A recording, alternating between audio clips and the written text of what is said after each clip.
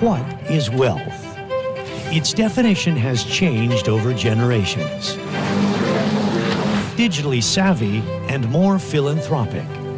Today's young investors take risks and prefer companies driven by purpose.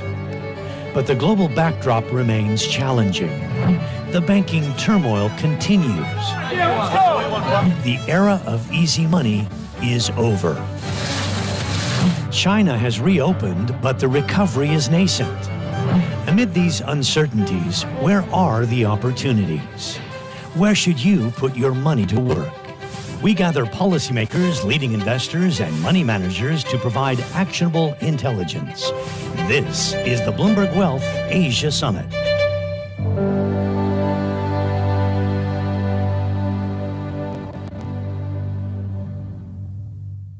Please welcome to the stage Bloomberg television anchor David Ingles.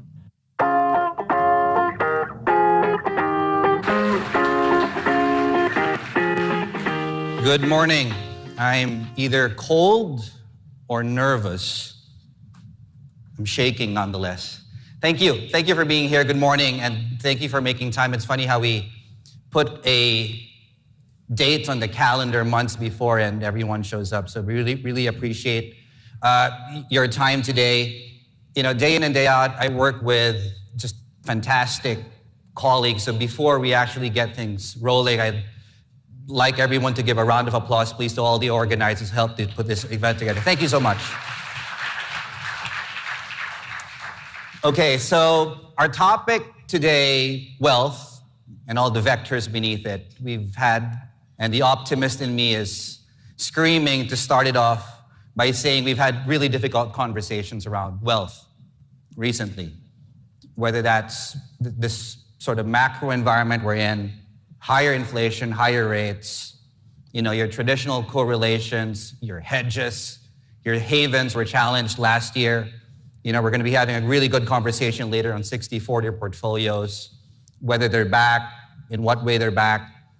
You know, the other sort of bit recently is the banking turmoil we've seen in some parts of the world.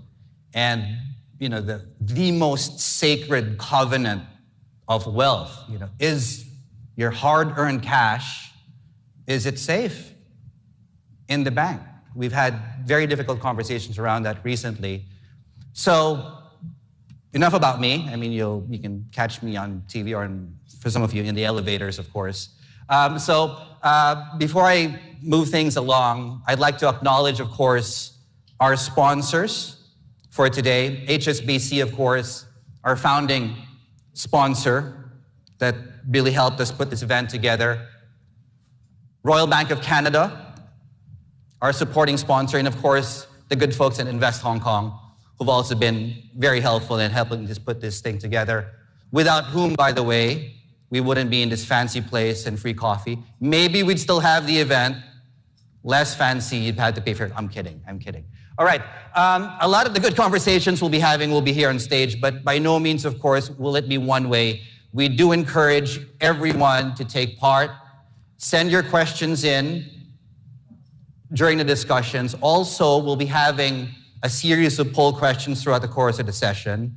Please scan the QR code you see up on your screens right now, and that will allow you to actually give us your questions during the discussions themselves, and also take part in our polls. And let's try and do a trial run of this. Our first one of the day: what are the biggest risks to wealth management? So we'll give it a few seconds to let this simmer. Once you get on that, you'll immediately see, hopefully, the question and the options. Key your answers in, and we'll be flashing the results for you live. And so far, this is how we're doing. This is live, by the way, so this is not simulated. If I had to add another one here, maybe it's the Fed, right? But that's a higher inflation story. Now, while we all do this, I'd also like to invite everyone to subscribe to Bloomberg.com if you haven't already. If you want a free trial, we have a booth outside, of course, a group subscription, so you can try and convince them how long you can get a free subscription. They're right outside. And while we do this and while we have a look at this, let me just end this by also saying we are on social media. Our hashtag BBG Wealth Asia. Please join us on Twitter, on LinkedIn, on Facebook, on Instagram. Pick your poison. We're on that as well. Thank you so much. And on that note, let's begin.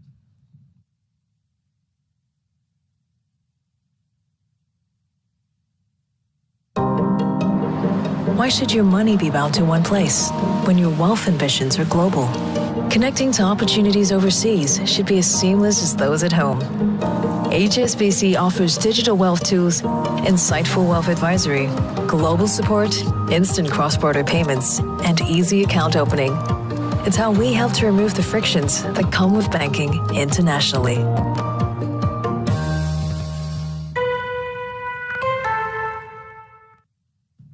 Please welcome to the stage Numo Matos, CEO, Wealth and Personal Banking, HSBC, for a conversation with Stephen Colvin, Global Chief Commercial Officer, Bloomberg Media.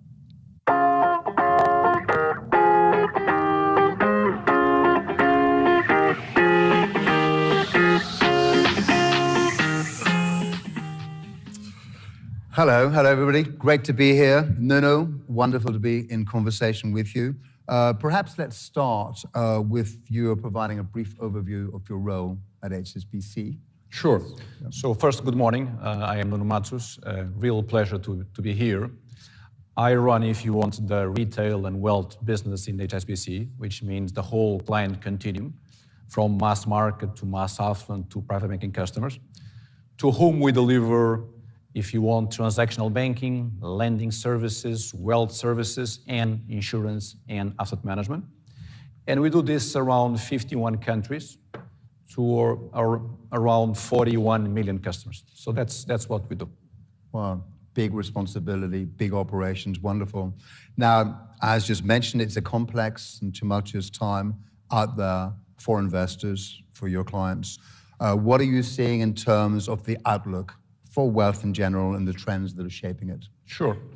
Listen, wealth is a direct correlation of sustainable economic growth. And in that regard, the wealth story will continue. It's a structural story, if you want. And I believe it's the most compelling opportunity in the consumer segment today. Now, let me give you the trends. First, the ones that did not change, that continue. And that's Asia. Asia has grown twice as fast as the rest of the world, Asia wealth. And it will continue to be the case in the next 10 years, right? With the expansion of the middle class, with the new generation of entrepreneurs, that story will continue to outpace the rest of the world. Asia wealth, excluding Japan, is going to be bigger than the entire West in the next 2 years, and Europe. Wow. So you can see the power of Asia. Which things did change? Well, risk levels, volatility. For many years, we had extreme monetary policy with basically no volatility. And investors, I would say, became complacent. You could almost buy anything, equity, fixed income, credit, private, real estate, everything went up directionally with very low volatility. That's gone. That's over. Which means that from now on, going back to the old principles of diversification, it's absolutely critical. You can have high conviction, but you can't replace it with no diversification and cautious risk management. And the other thing it's changing, obviously, is rates. Rates are high, which means that fixed income is back. We have a yield to play. Even term deposits in banks are now sexy again, which is curious. And value stocks are coming back versus growth stocks. And finally, I would say wealth is a global business. Despite geopolitics, which undoubtedly are a problem, as we just saw there, despite geopolitics, capital flows and people mobility, it's still going up. And the creation of wealth is a global phenomenon, and the corridors of wealth makes it a global business. And for wealth managers like us, we need to understand how to serve the customers in a global world. Fascinating, interesting. We're talking about wealth, but let's just talk about what that means. I mean, society as a whole has been through so much in recent years. How do you think these experiences have shaped the perception, the definition of what wealth is for, again, your clients and prospective clients? Sure, I would say there is an interesting trend, which undoubtedly the pandemic has accelerated. We see our customers much more concentrated on this concept of life quality, which is also redesigning their life goals. And when I say customers, I mean us, society in general. We see customers clearly, and our research tells us that life quality is not anymore only a question of financial wealth. It goes beyond that. It's about physical wellness, mental wellness, and financial wellness, and they are absolutely intertwined. And as a wealth manager, we need to understand that. We need to understand the life stage of a customer. Is he at the beginning of his career, where he's basically saving and accumulating, and probably health issues are not so relevant? Or is at the end of his career, where he wants to protect his wealth, eventually plan for the transfer of his wealth, and the health part of his life is very, very important if you want to enjoy life. So a wealth manager today has to understand these two sides of the equation: the wealth generation, the wealth protection, but also the health component. This is critical. And we are seeing more and more our customers, and the pandemic accelerated that, very much concerned on how they transfer their wealth, how they do legacy planning. And we also see very much families trying to prolong the family wealth, even more concentrated on that than on just growing it. Right. So this is a trend that clearly the pandemic, I would say, accelerated, and I think customers are thinking about it.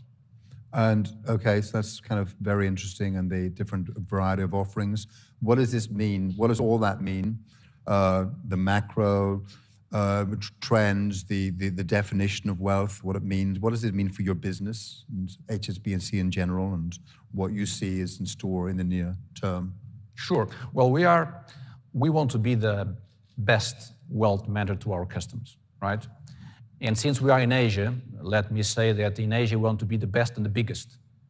And I'm very proud to say that we achieved to be the biggest Asia wealth manager ex-Japan at the end of 2022. We are now the biggest and also the best, I would say. What does that mean? Well, geographically, we continue to expand, I would say, pretty much at a fast pace in our core Asian markets. That means obviously Hong Kong, China, India, and Singapore.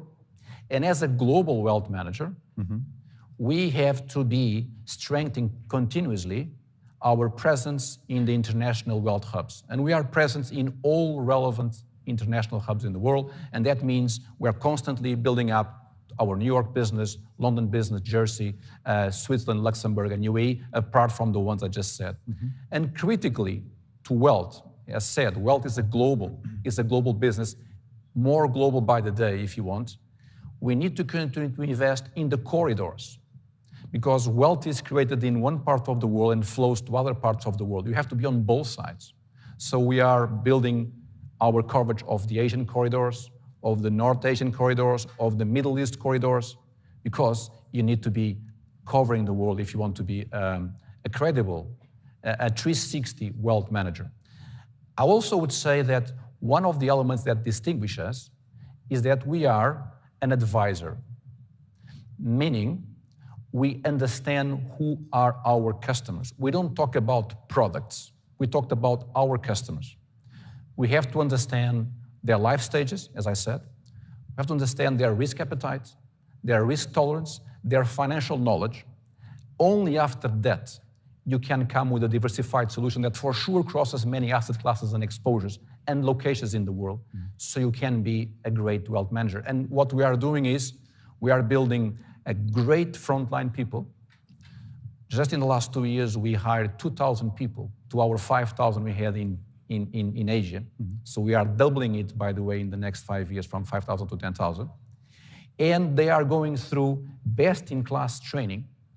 And by the way, we are using artificial intelligence to accelerate, and ChatGPT, to accelerate how fast we can onboard an RM, a banker, so we can have productive and deep knowledge conversations with our customers. Good. So we are doing this, and we are very, very excited. Okay, good. Just one quick question. We're out of time, but I've got to ask because I'm sure people want to know. What are some of the investment opportunities you and your team are excited about for your clients? Maybe just briefly touch on. Sure. Well, the world turned, obviously, And we have to acknowledge that today rates are shouting at us.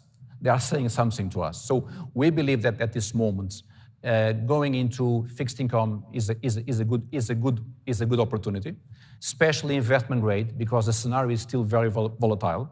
I would say medium-term duration between 3 and 7 years. We believe that's a good opportunity. We also believe that geographically, Asia is the place to be. And that includes North Asia, that includes mainland China. It's very resilient. It's growing faster than the rest of the world. It's a medium-term, long-term, if you want, trend. So this is a good place to be, I would say. Great, excellent. Exciting times for you and for HSBC. Thank you for joining us. Thank you so much. Thank you. Thank you.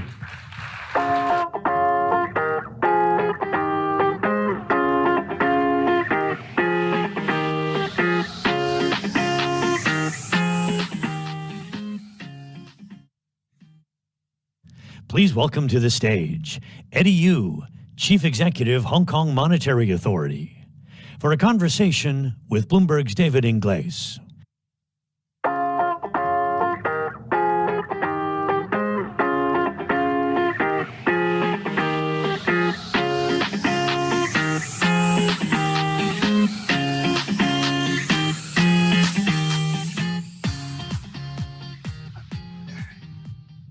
Eddie, how are you?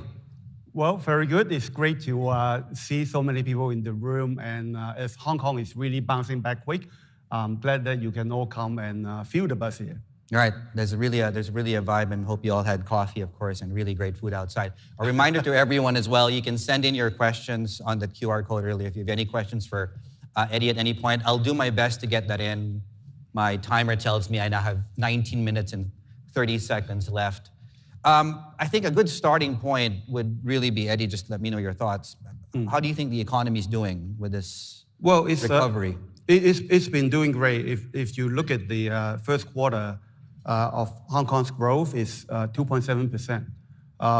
Well, externally, it's still challenging. Exports is kind of slow because of the slowdown in the global economy. But domestically, the bounce back is really amazing in terms of especially consumption. If you look at the latest retail sales number, I thought in April, it's increased by 40% over last year. So it's the domestic consumption, the arrival of tourists, the investment that's driving Hong Kong's growth. And going forward, I think the Hong Kong government's forecast is between 3.5% to 5%. Our own take is that it might be on the high side of that range. Okay. Interest rates have been a key topic earlier. Right. Nuno was mentioning earlier. We now have an interest rate, right, to contend with. We obviously import that from the Fed. Right. How are the rate-sensitive sectors doing in Hong Kong? Property, mortgages, what have you? Well, there are many things that will affect, for example, property sector. Yeah. It's not really just the rates. One, the mortgage rates has not fully reflected the increase in the interbank rates here. And secondly, there are much more that's affecting, for example, the property market. The sentiment of people, the domestic demand that I talk about, the wealth that they're seeing because of the return of the equity markets. And if you look at the property market, it went down quite substantially last year, about 15%. But in the first 3 months of this year, we're already seeing a rebound of 5%. So despite the rate increase, the property market is actually rebounding quite nicely. What about assets under management, generally speaking, given what we're seeing in some parts of the US, for example? I'm hesitant to use the word benefited. Right. Because it's been a painful time for many people. But in some ways, have we seen an increase in assets and deposits in the banking system here? Well, the deposits has been quite steady so far this year. It's increased by about 0.5% in the first quarter. So we, in terms of flows, especially deposits, we're not seeing much flows yet. But what we are hearing anecdotally from different banks is that there are inquiries for account opening from different parts of the world, including some of the tech firms or venture capital funds coming from the US. It's natural, with all that's been happening around US and Europe, people might want to diversify And if they want to diversify into Asia, Hong Kong will be the place. Right, and since you brought it up, just as a plug as well, Bloomberg, we came out with a great story this morning, and I'm glad Nuna brought it up, that you've had to open some of your branches on the weekends too. You know, with Golden Week, we've seen literally thousands of visitors from Chinese mainland coming here, lining up at Hong Kong banks to open bank accounts to take advantage of higher rates here in the city. I guess my question to you now is, the sort of nuance in the US banking story is pressure on deposits, because some of those people are taking deposits and putting them into things like money market funds and that sort of thing. Are you seeing any pressure as far as that's concerned? No, well, in fact, the spillover of what's happening in the US or even Europe to Asia and Hong Kong is really minimal. We're not seeing any concerns from investors or depositors. If you look at the Hong Kong banking system, the regulation, you know, we are the regulators, extremely tight. And the capital adequacy ratio of Hong Kong's banks is actually, on average, more than 20%, as against the standard of 8% globally. And the liquidity coverage ratio is 160%, as against only 100% in terms of international standard. So the banks here are very well capitalized, got big buffers. And if you look at the last 3 years, Hong Kong has gone through really a lot. And the banking system has been extremely stable and resilient. In many ways, we've gone through a real-life stress test on our banking system, and it's performed very well. So I think you can rest assured that Hong Kong's banking system is extremely resilient. So no signs of stress? Nothing out of the usual? Nothing unusual, nothing that we should be worried about. That's great to hear. The other part of the conversation in the US, at least, there's been talk whether or not they have to raise the ceiling for deposit insurance, for example, right? Janet Yellen has come out and said they might do it, and then she said they're not doing it. Is there a similar conversation in Hong Kong? Are you looking to raise that as well? Well, we actually had that conversation almost a year ago. Because the deposit insurance coverage in Hong Kong is now 500,000 Hong Kong dollars. It was in place quite some time ago. I thought it was 2006, which is like 17 years ago. But the coverage is still very good, because when you look at international standard, you want your deposit insurance coverage to cover about 90% of the depositors. And currently, we do cover about 87, 88%. But still, the Deposit Protection Board initiated a review last year, and they have engaged a consultant to look at whether there are reasons to raise that ceiling. And they're about to finish the review, and they can also take into account what's been happening in the US and Europe recently in thinking about that. I think there could be room for an increase, but I think we will leave it to the Deposit Protection Board to suggest what that will be. We'll come into the market for consultation in the second half of this year. Right. Let's talk about the broader wealth strategy of Hong Kong in terms of just you wanting to cement Hong Kong as a hub. I mean, investors, depositors, they vote with their feet. And I guess what you alluded to there is they're coming into Hong Kong. Right. What do you think makes Hong Kong so resilient?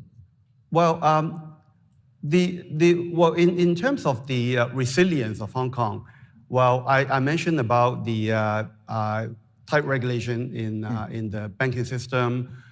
People's confidence in the PAC is very strong. There's not been any change, even during the challenging years. But if we go back to the wealth strategy, I think there are two things I would like to mention. One is that if you look at the last 6 months, the government has actually put out a very neat strategy to attract more wealth and family offices to come to Hong Kong. By, for example, offering tax exemption for single family office. The legislation will be in place very soon, and it will be dated back to April last year, so that everybody who have family office here from last year will benefit. They're also talking about they will shortly be reintroducing the capital investment entrance scheme, so that people investing their wealth in Hong Kong should be able to get residency in Hong Kong. We've also talked to SFC to streamline the selling process for sophisticated professional investors, including many of the private banking clients, so that with the client's consent, the whole selling process can be much quicker and easier, with a lot of the suitability or disclosure requirements waived. because these are the very knowledgeable investors. So all these are targeted at making our platform more competitive and easy to deal with. Plus, if you look at the Wealth Management Connect, which is to attract the wealth from Greater Bay Area to come to Hong Kong and invest into the global wealth products through the Hong Kong platform. We are, with the border reopening, we are seeing a lot of interest from the potential wealth clients, and I thought that's one reason why Nuno is opening their branches on Sundays. And we will soon be introducing Wealth Management Connect 2.0. We're talking to the mainland authorities to expand the product suite that the mainland investors can buy, or to simplify the selling process again for the wealth product. So it will come soon. It's now being discussed. Do you have a timetable for 2.0? Not yet. We're finalizing our discussions with the mainland authorities. I hope it can come soon, because it's the right time to put it out just when we are starting to open our borders, when flows will come this way. Definitely. Is increasing the scope of who could be included in the Wealth Connect part of the conversation? There are several aspects of that. Yeah. One is currently the Wealth Connect 1.0 in terms of the products that the mainland clients can buy is quite limited. Only bond funds that the authorities thought is safer. But what we are suggesting is, can we expand the scope of that product suite to include, for example, global equity products? Is a good diversifier anyway. And can we increase the quota for individuals, for example, or can we simplify the selling process?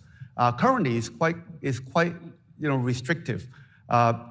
The mainland banks, when they sell to the clients, they can't really push the products. It's execution only. Can there be more flexibility on the selling process? So it's really these areas that we're targeting on, and we hope that those measures will come out soon. Are there specific products that you hope to be included that you think might benefit I mentioned, the greater? for example, global equity products. Okay. That's one. Because now I think it's actually not a bad time to put that into your portfolio. Last year was harsh. But this year, I hope that it will be easier for investors. Yeah, because last year was harsh. We're trading at 10 times earnings in Hong Kong, so it's a good time, I guess, in some way. Not that there's anything wrong with this. The perception that Hong Kong is mainland China's international finance center. Is that a perception you're happy to embrace? Well, I think there are two parts of it. One is that the China element is important. You not only think about Hong Kong. If you think about the global finance landscape, the China finance element will be even more prominent in the years to come, whether it's investors wanting to increase their Chinese assets, or importantly, Chinese capital going out to the world to invest. So this China element is important, and Hong Kong is always the gateway, about the only gateway that connects China and the world. So we will be very proud to be to continue to be that gateway. But as you said, Hong Kong cannot be just China's financial center. We need to be global. We need to facilitate global financial investors and financial institutions to come to Hong Kong and invest in China and broader Asia. We need to be at the forefront of some of the global trends like technology. If you look at where we're going in terms of central bank digital currency, we're actually the most progressive to use CBDC for cross-border payment in terms of our pilot projects. Virtual assets, the ecosystem that we are going to create will be very global.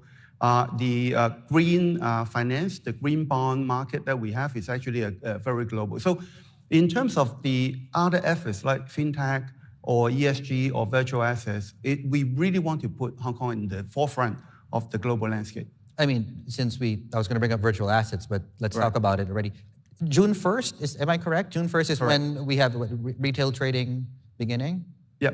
Well, June 1st is the time when the SFC the SFC licensed crypto trading platform will start operation. As to to what extent retail can participate and what products they can go into, I think SFC is still deliberating. They will announce very soon. But in terms of virtual assets, the philosophy that we have is very simple. This trend will continue. And plus, virtual assets or crypto is actually a very broad term. Right. It's not really just unbacked crypto. You're talking about stable coins or tokenized assets in the future. So what we want to do in Hong Kong is to say that, hey, this trend will continue. Let's put in the right regulatory framework in using the principle of same activity, same risk, and same regulation.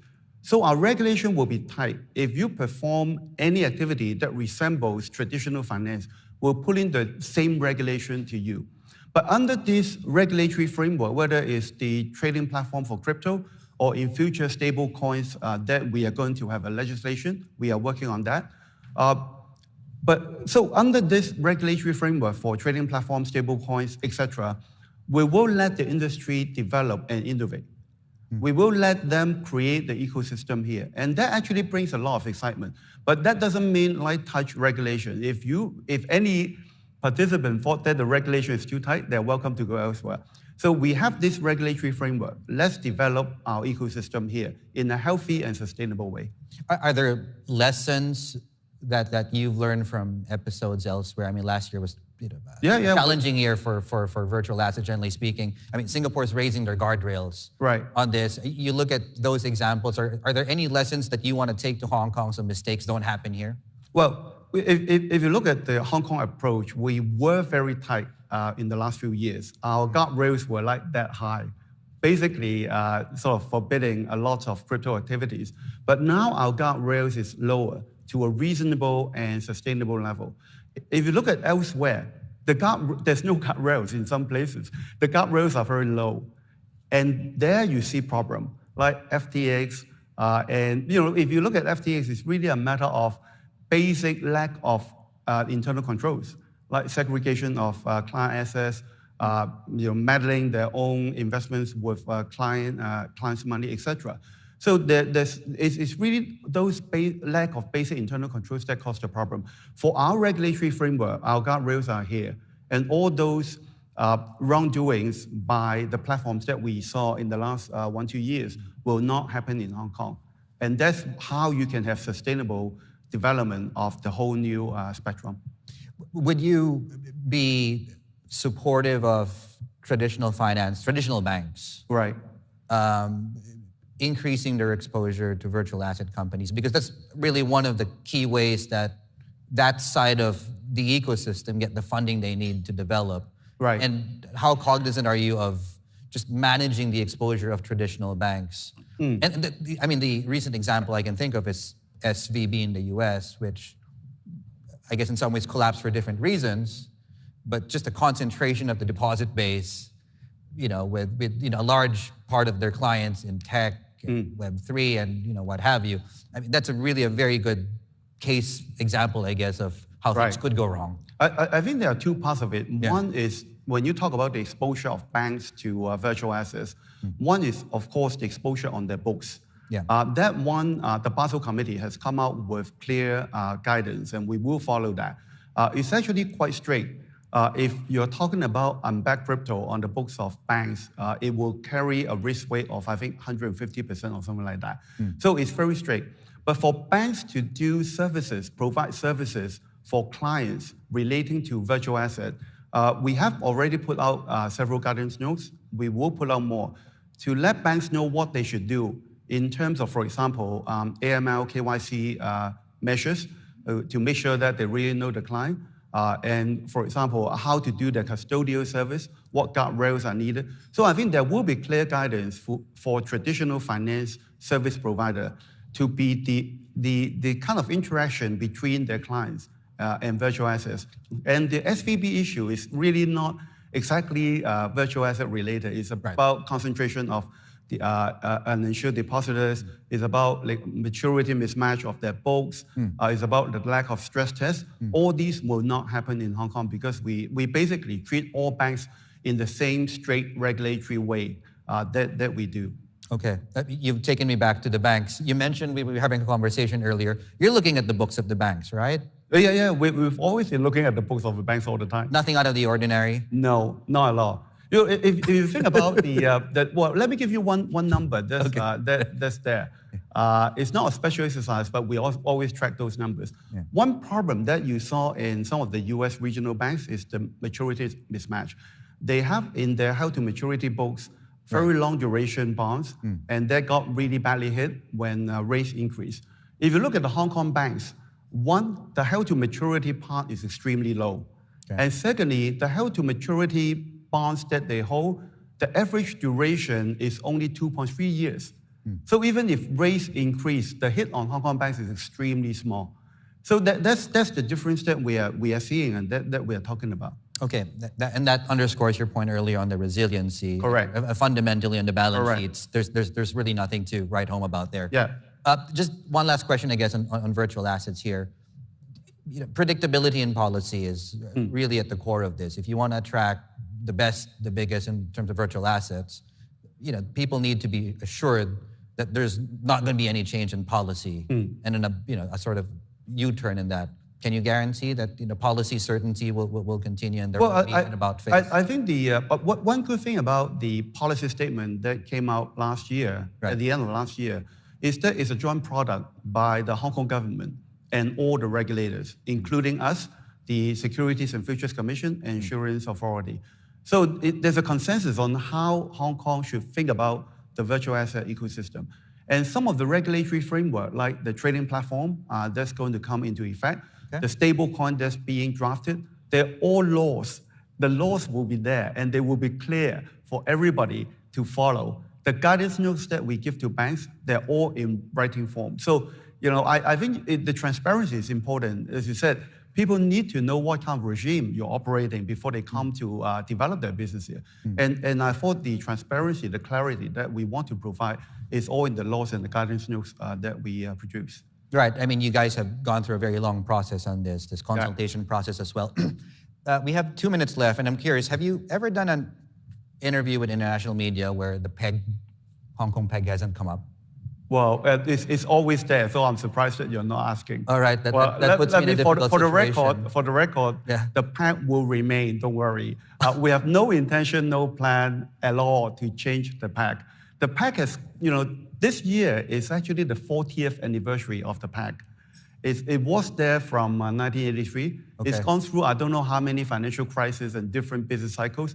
Importantly, it's gone through the last 3 years when Hong Kong was really facing the most difficult challenges. There's no erosion of confidence. There's no market suspicion, no market worry about the peg at all. So you can see how much the market has confidence in the peg, and there's absolutely no reason to change that. Okay. For the record, I didn't ask the question, but yeah. Thank you for clarifying. 40 years anniversary of the peg. Is it 30 years of HKMA? Yeah, this year is also the 30th year of the HKMA. We were established in 1993. Okay, and where's the party? Where's the party? Well, the party is done already on the 1st of April, but we will be having more. Okay. We have 3 main events celebrating our 30th anniversary. The first was already done at Basel Committee meeting in Hong Kong in March, together with a banking conference. But the 2 main ones will be in November. The second one will be the Global Leaders Financial Summit, the second edition that we will organize in the beginning of November. We are inviting global leaders in finance area. We've already got confirmation, I think, from about 30 CEOs of global financial institutions that will come to that summit. And that number is growing because it's November. At the end of November, we will be hosting the BIS, which is the Bank for International Settlement, special governors meeting in Hong Kong, meaning that the central bank governors from around the region and also around the world will gather in Hong Kong for that meeting. And at the back of it, we will jointly organize a conference together with the BIS, inviting the central bank governors and the industry to talk about global trends. I think these 2 are the main events that we're hosting to celebrate our 30th anniversary. Very nice. Is Bloomberg invited? Well, you will be there. You were there in the first financial yeah, summit. we were there last year. And you were interviewing me on site. Oh, yes. That's right. Thank you for reminding me. There's one question here. Do you view Singapore as a main competitor? No, okay. No. There are so many financial centers in the world, and we always collaborate. We can all coexist happily. Eddie, thank you so much for that. Eddie, you there, HKMA. Thank you so much. All right, thank you. All right. Thank you, David.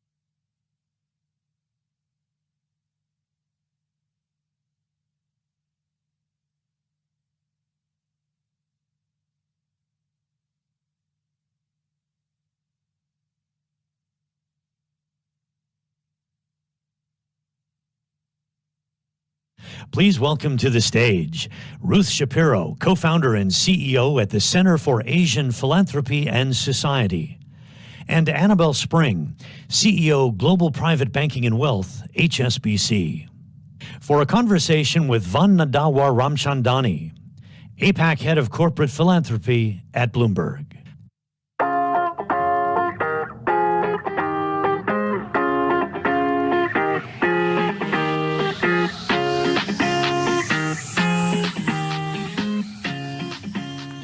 Good morning, ladies and gentlemen. And Mr. Yeung, I did want to say that, Mr. Yeung, I wanted to say Bloomberg is also celebrating our 30th anniversary in Hong Kong. So we've been here as long as HKMA, so it's a good year for us. And you're invited to all our celebrations as well.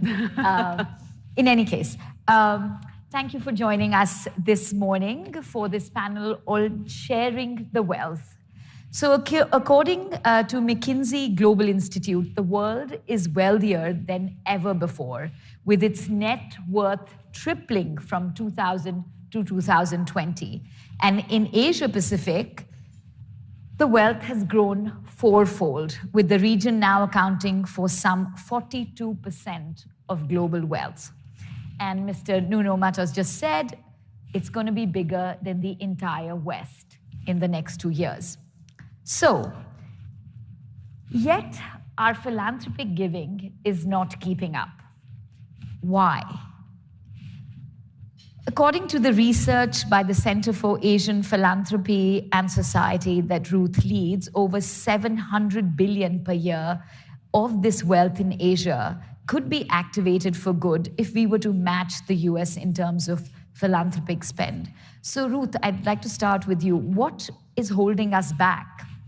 What are the fundamental differences in how philanthropy might be carried out in Asia? And what do you see as really things we could do to move the needle?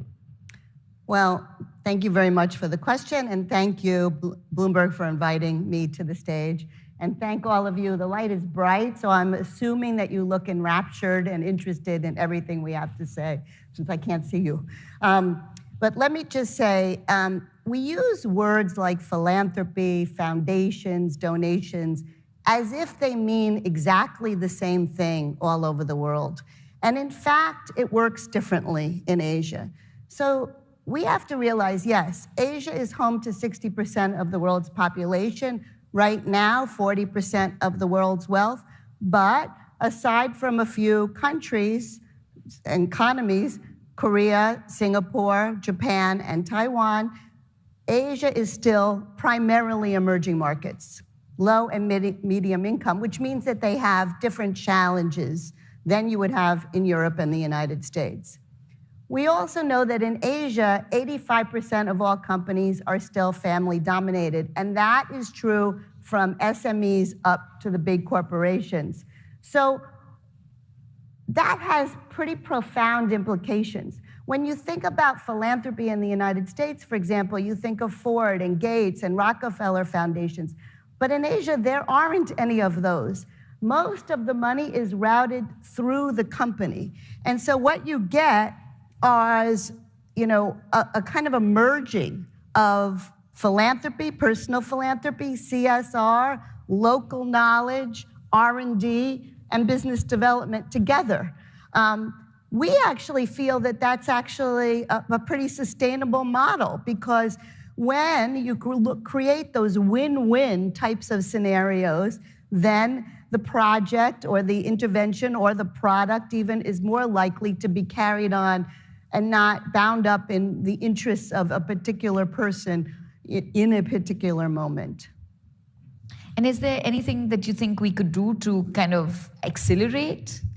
Well, I think all over the world, the traditional demarcations between the government, the private sector, and the social sector are morphing, right? There is such incredible pressure on companies to do more, to do ESG, to care about the community, to engage in solutions. We polled a number of ultra-high net worth individuals, and 88% said that they see public-private partnerships for social good increasing. So that's the private sector, be it philanthropy or CSR, working in collaboration with government to solve a problem, right? PPPs used to be about creating toll roads and ports. Now they're about education and healthcare and others, in addition to ports and toll roads. So I think that there is not a company in the world today, really, that can choose not to care about these issues. And that is changing fundamentally. Now, of course, we have the situation in India where the government has said 2% of the top about 18,000 companies have to the top 18,000 companies have to give 2% of pre-tax money to CSR. Correct. So it's happening. I mean, that's a lot of money going into the social sector in India. And whether there's a government mandate or not, other companies are feeling the need to engage in that way. So I see the change coming. There is a lot more interest, there's a lot more activity. So I think the notion of catching up with the West is a little bit of a misnomer. I think things are happening differently. The money is being spent, but it may not be being captured in the same way, partially because we don't know, there's not enough transparency and accountability to know how much money is being spent. Yeah, and as you said, it's very integrated to the business and often happens in your backyard, as Annabelle and I was speaking right before this. So I want to turn to you, Annabelle. I mean, again, we heard from Mr. Matos that HSBC is now the biggest and the best in Asia. As you continue to grow in the region, right, I'm sure you're being asked for more advice, more support, especially as Ruth said, this is very family dominated. In terms of serving your customers, are there any particular trends you're seeing, or are they really asking for more? Look, I think there's a lot of good news here. And as Nuno says, we have a tremendous presence across Asia.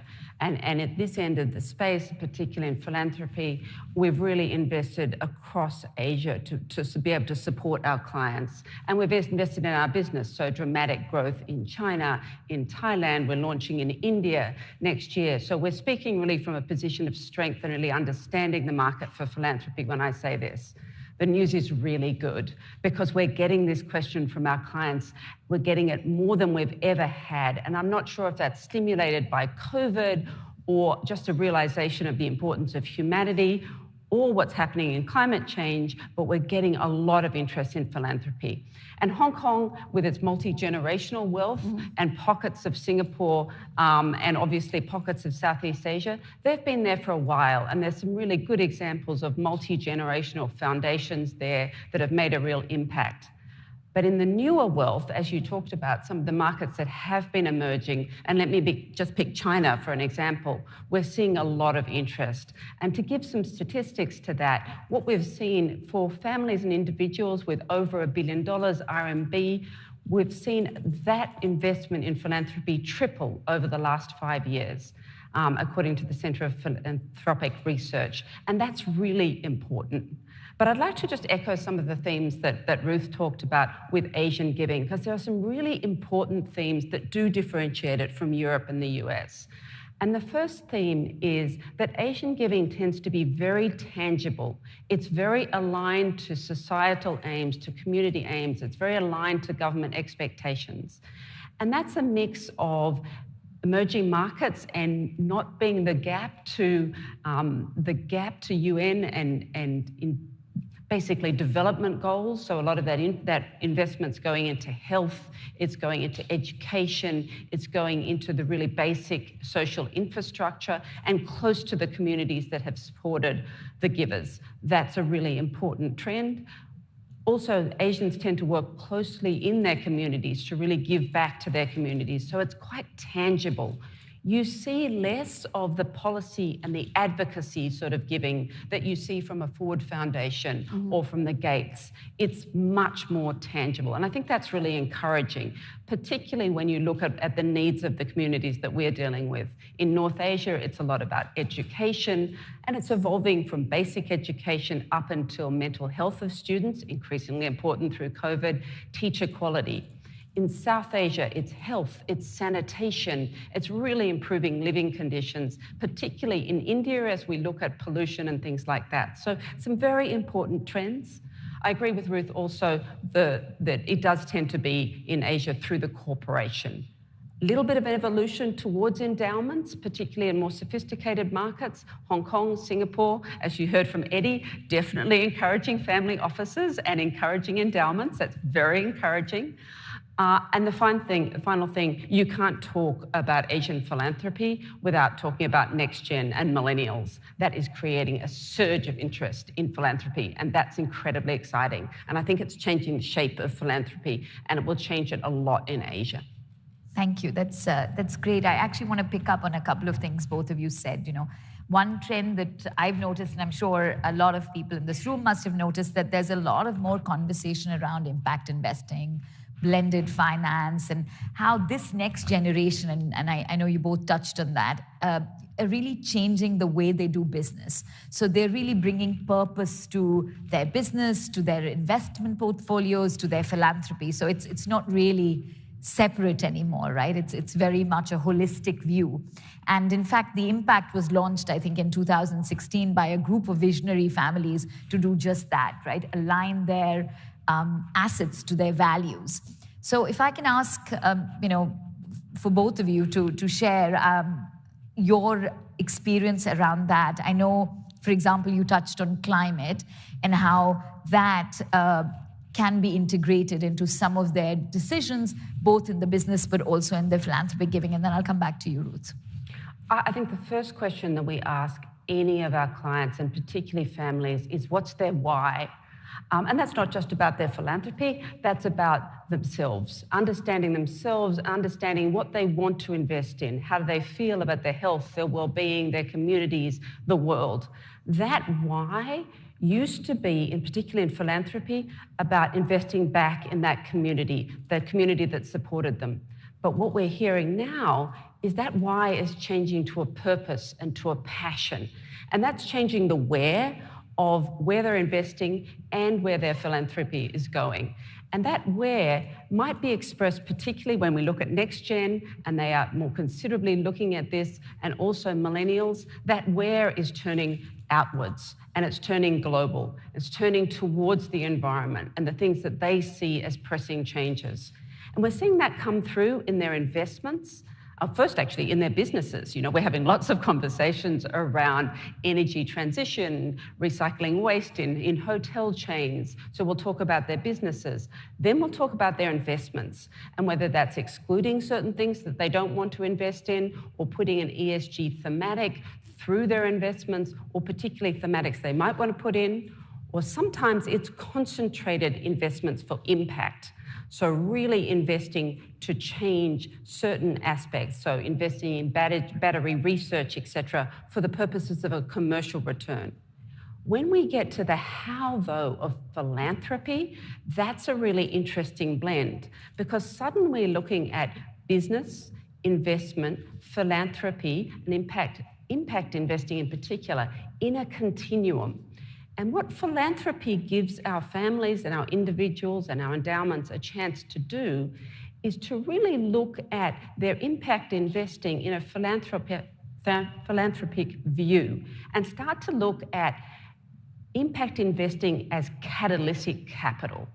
Capital being invested that may or may not get a financial return, and therefore is more at the philanthropic end, but can change the world. So that may be in very high-risk energy transition. It may be in investing in social enterprise that will become sustainable later, but that capital otherwise will not go in. But it's often with a sustainability lens. And banks have a really important role to play in this, in the infrastructure of this. So if you look at what HSBC, for example, has done with Temasek in our partnership there, we've created a business there that supports green energy debt financing, primarily in Southeast Asia initially. And what HSBC has also contributed is $100 million of philanthropic capital to provide an underpinning to that, to really lift that impact investing aspect, that philanthropic capital, to encourage private capital to invest on top of that, and then debt finance on top of that, to really transform things. And I think that, as we think about it, is absolutely essential. You know, this is music to my ears, because, I mean, if all asset managers could talk about, wealth managers could talk about legacy overall and integrate the business with the giving, I mean, we'd be we're moving towards the right direction. And as Mike Bloomberg always says, right, it's the risk capital of philanthropy. You cannot replace that because the outcome, it's catalytic. But Ruth, turning over to you, I was actually reading that CAPS has done a wonderful paper on blended finance and it being a win-win strategy to pool public and private funds, and you talked about that at the beginning. Can you share a little bit more on that, especially from an environment or climate? I'm happy to, but let me just address one point that Annabelle just made. We actually don't see that much interest in cross-border giving. Why? Because people aren't connected to a place. Also, there are now 8 out of the 18 economies that we study in our Doing Good Index that actually have regulatory hurdles that prevent money from going out and coming in. So 1, they may not want to, but 2, they cannot. So I always think about it, one key difference between the East and the West, so to speak, is that in the East, particularly in the United States, people get up and they say, here's the problem I want to solve. I want to solve for climate change. I want to solve for the inadequacy of vaccines. I want to solve for whatever it is. And in Asia, people tend to say, this is the community I want to help. And I'm a little bit more agnostic as to how to help them. But I will use the resources, the knowledge, and the understanding of my company, of my network, of my family to address those needs. Now, what I see is, and it's a pragmatic approach, and since we're up here, I will plug my own book called Pragmatic Philanthropy, which gets to Annabelle's point about tangible. People think, what is within my remit that I can really solve?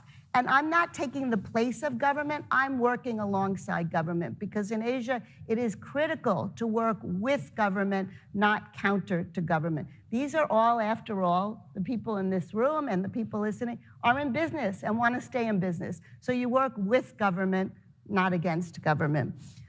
In terms of new trends, absolutely. If you think that families are very involved in philanthropy and businesses are family dominated, then the people at the top, they're not making a distinction. They're seeing, okay, I have my personal money, I have the CSR of the company, I have these resources which I will deploy in the following ways. So the notion of blended finance, of using different pots of capital toward solving a problem, toward building a business, is very much part of the DNA of this part of the world. And let me give you an example of working with government and of using all of those resources. When Xi Jinping announced the poverty alleviation scheme that took place between 2015 and 2020, where the government of China succeeded in alleviating absolute poverty, Alibaba stepped up. And what did they do? They took the personal philanthropy, not all of it, but some of it, of the 30 founders, including Jack Ma, but not only Jack Ma. They took the CSR of Alibaba, they took R&D, they took business development, and they also were able to essentially work with local government funding to create $1 billion fund to alleviate poverty. So they went into the poorest parts of China and they helped farmers and small businesses scale up, improve the quality, improve the quantity, and put them on the Taobao site. That helped Taobao, it helped Alibaba, and it helped all these people get out of poverty, not for the short term, but over the long term. And that's a brilliant example of how it's going to work, aligned with government and using multiple resources to solve a problem. On a sustainable basis. Yeah, absolutely. Because it's a real partnership. We talked about, you mentioned about the money flows and we talked about the corridors that we need to have. So perhaps we need corridors to help with the philanthropic giving as well, not just investments. And I want to come to another question to build on that, actually. We're seeing with the growth of both wealth and philanthropy in the region, a major push right now, right, from countries to become philanthropic hubs. We certainly see that here in Hong Kong. I'm from Singapore, certainly see that in Singapore. And Mr. Eddie, you just mentioned that some of the things that Hong Kong is putting in place, particularly for single family offices. So Ruth, where do you see this opportunity for regulations and policies to really support donors, the social sector, and philanthropic giving if we really wanted to evolve? So thank you for that question. We do a study every 2 years called the Doing Good Index. And Doing Good, the name came from, people in this room might remember the World Bank's Ease of Doing Business report. This is the ease of doing business, of doing good. How easy is it to give and receive philanthropic capital? And so we do this study every 2 years. It's on our website. And we say that what are the factors that government can employ to allow money to flow? Now, the two economies that do best are Singapore and Taiwan. Why? Because the government there in those two economies sees the social sector, philanthropy, nonprofits, social enterprises, as really important partners in getting the job done, in working together. Singapore, and you know this very well, has gone so far as to create, they offer a 250% tax subsidy for both individuals and corporations for charitable giving with no cap. That's the highest in the world. When you think about taxes, sure, $2.50 for every dollar you spend in Singapore is terrific, but the tax rate is low there anyway. So what does it really mean? It means the government is saying to people, we want you to do this. We want you to engage in this way, and we're putting the money where our mouth is. So the government is giving in Taiwan and Singapore a very clear and consistent message. In some of the other places that we study, the message is more muddled. And people look to those messages and say, what are you trying to say? So when a government says, yes, I'll give you 100% tax rebate, but only for the up to 30% of your income, they're essentially saying, we want you to be generous, but only this much. Why? What does it mean? So we think that policies really matter, not only in terms of regulations you can or cannot send the money out, but the messaging that government provides. We did a study called, we were commissioned to do a study by the Better Hong Kong Foundation. Hong Kong is a philanthropy hub. And we provide a series of recommendations on regulations, taxes, and cross-border, because, as Eddie has said, our strength here is that border relationship with China. So we need to think about that in terms of philanthropic capital flow, too. And I'm pleased that the FSDC, Financial Services Development Council, which is affiliated with the Financial Secretary, has created a task force to really look at these issues so that Hong Kong can up its game when it comes to creating and enabling philanthropic ecosystem. Thank you.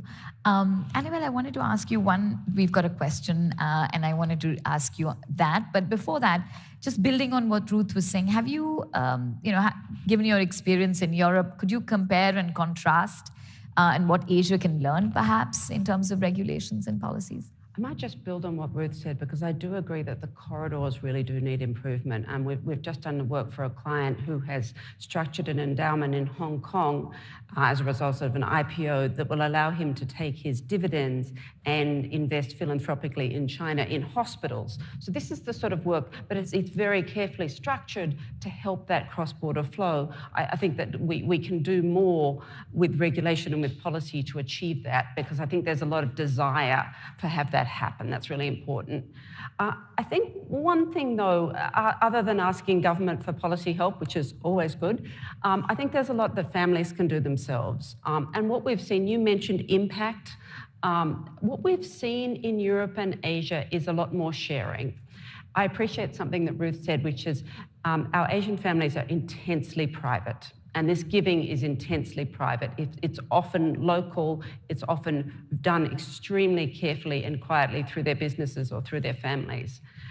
But the ability to share what they're doing, share best practices, share learnings, sometimes share investments to double the impact or triple the impact with lots of different people joining, really can amplify philanthropy. So what we encourage our clients to do is to work with us, with HSBC, and we'll pair them up with various people around the world or various families with everybody's permission to make sure that they get those learnings and that amplification, or to become part of the Giving Pledge, which is obviously the Bill Gates Foundation, etc., or to be part of Impact, or to be part, obviously, of your organization, and really learn from each other, because there's a tremendous amount of best practice and learning that can be done, particularly in Asia, where so many of these problems are really related to the SDG goals.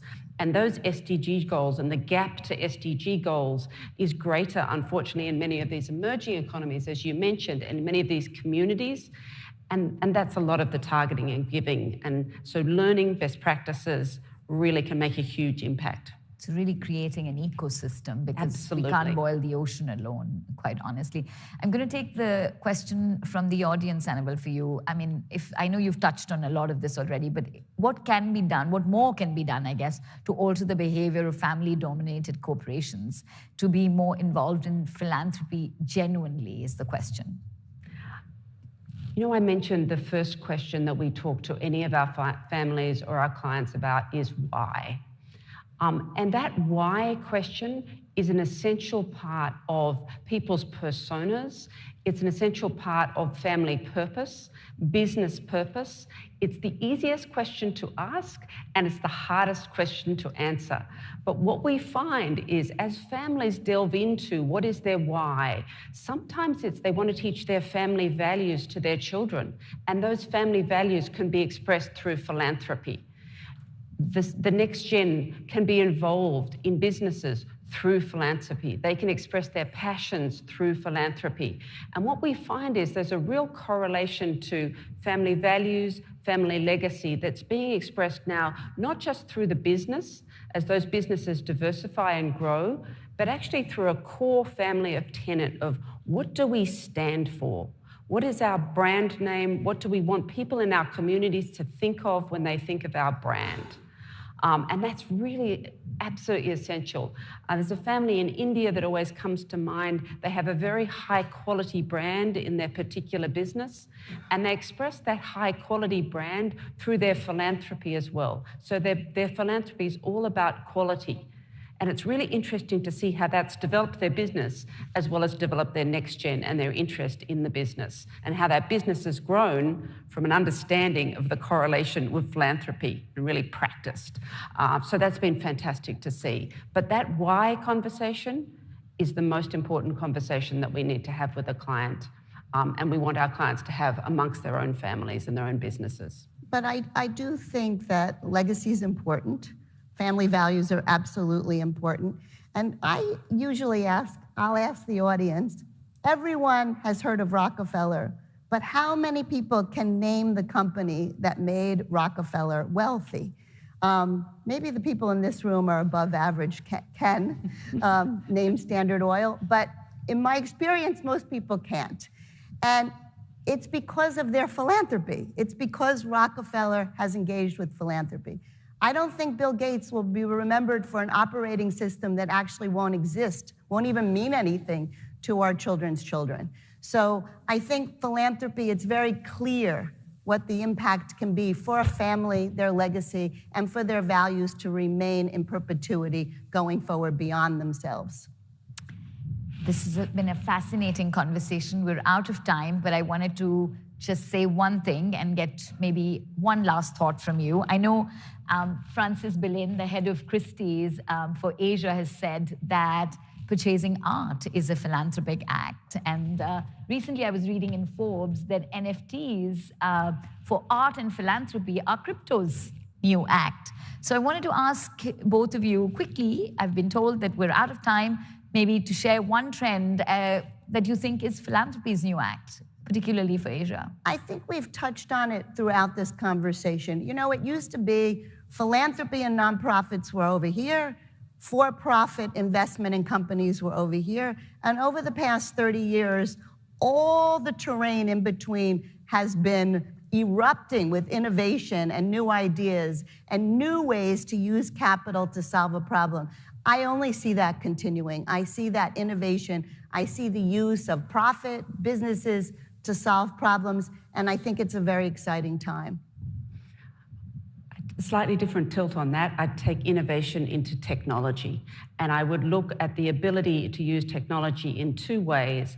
One, to increase the transparency, the accountability, and the effectiveness of philanthropy and giving. And we're seeing great examples of our clients using AI to assess the learning of children through online tools. That's fantastic. The more people have trust, transparency, accountability, and effectiveness, the more money they give. And we want people to give money in philanthropy. That's one thing. The second side of technology is the democratization of philanthropy. Just think of GoFundMe. GoFundMe allows almost everyone to become a giver. It matches their purpose to their payments, and that, I think, is the future. When we look at the mass amount of giving and matching purpose to philanthropy in a really democratic way, we really accelerate giving beyond the families that we've talked about to the broader community. Thank you, ladies. That was wonderful. So it's democratization, innovation.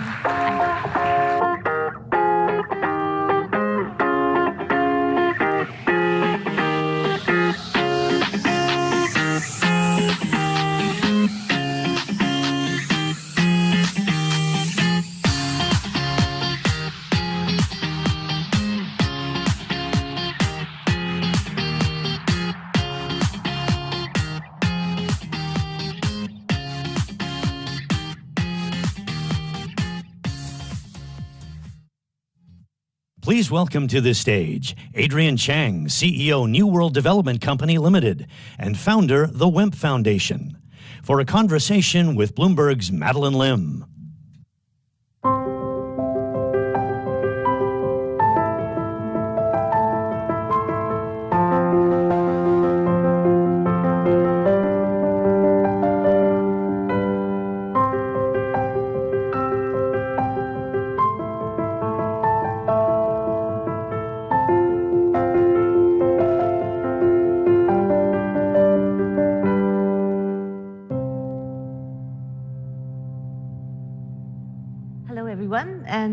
Welcome, Adrian. Well, thank you. Thank you so much for being here with us today. Thank you. Thank you.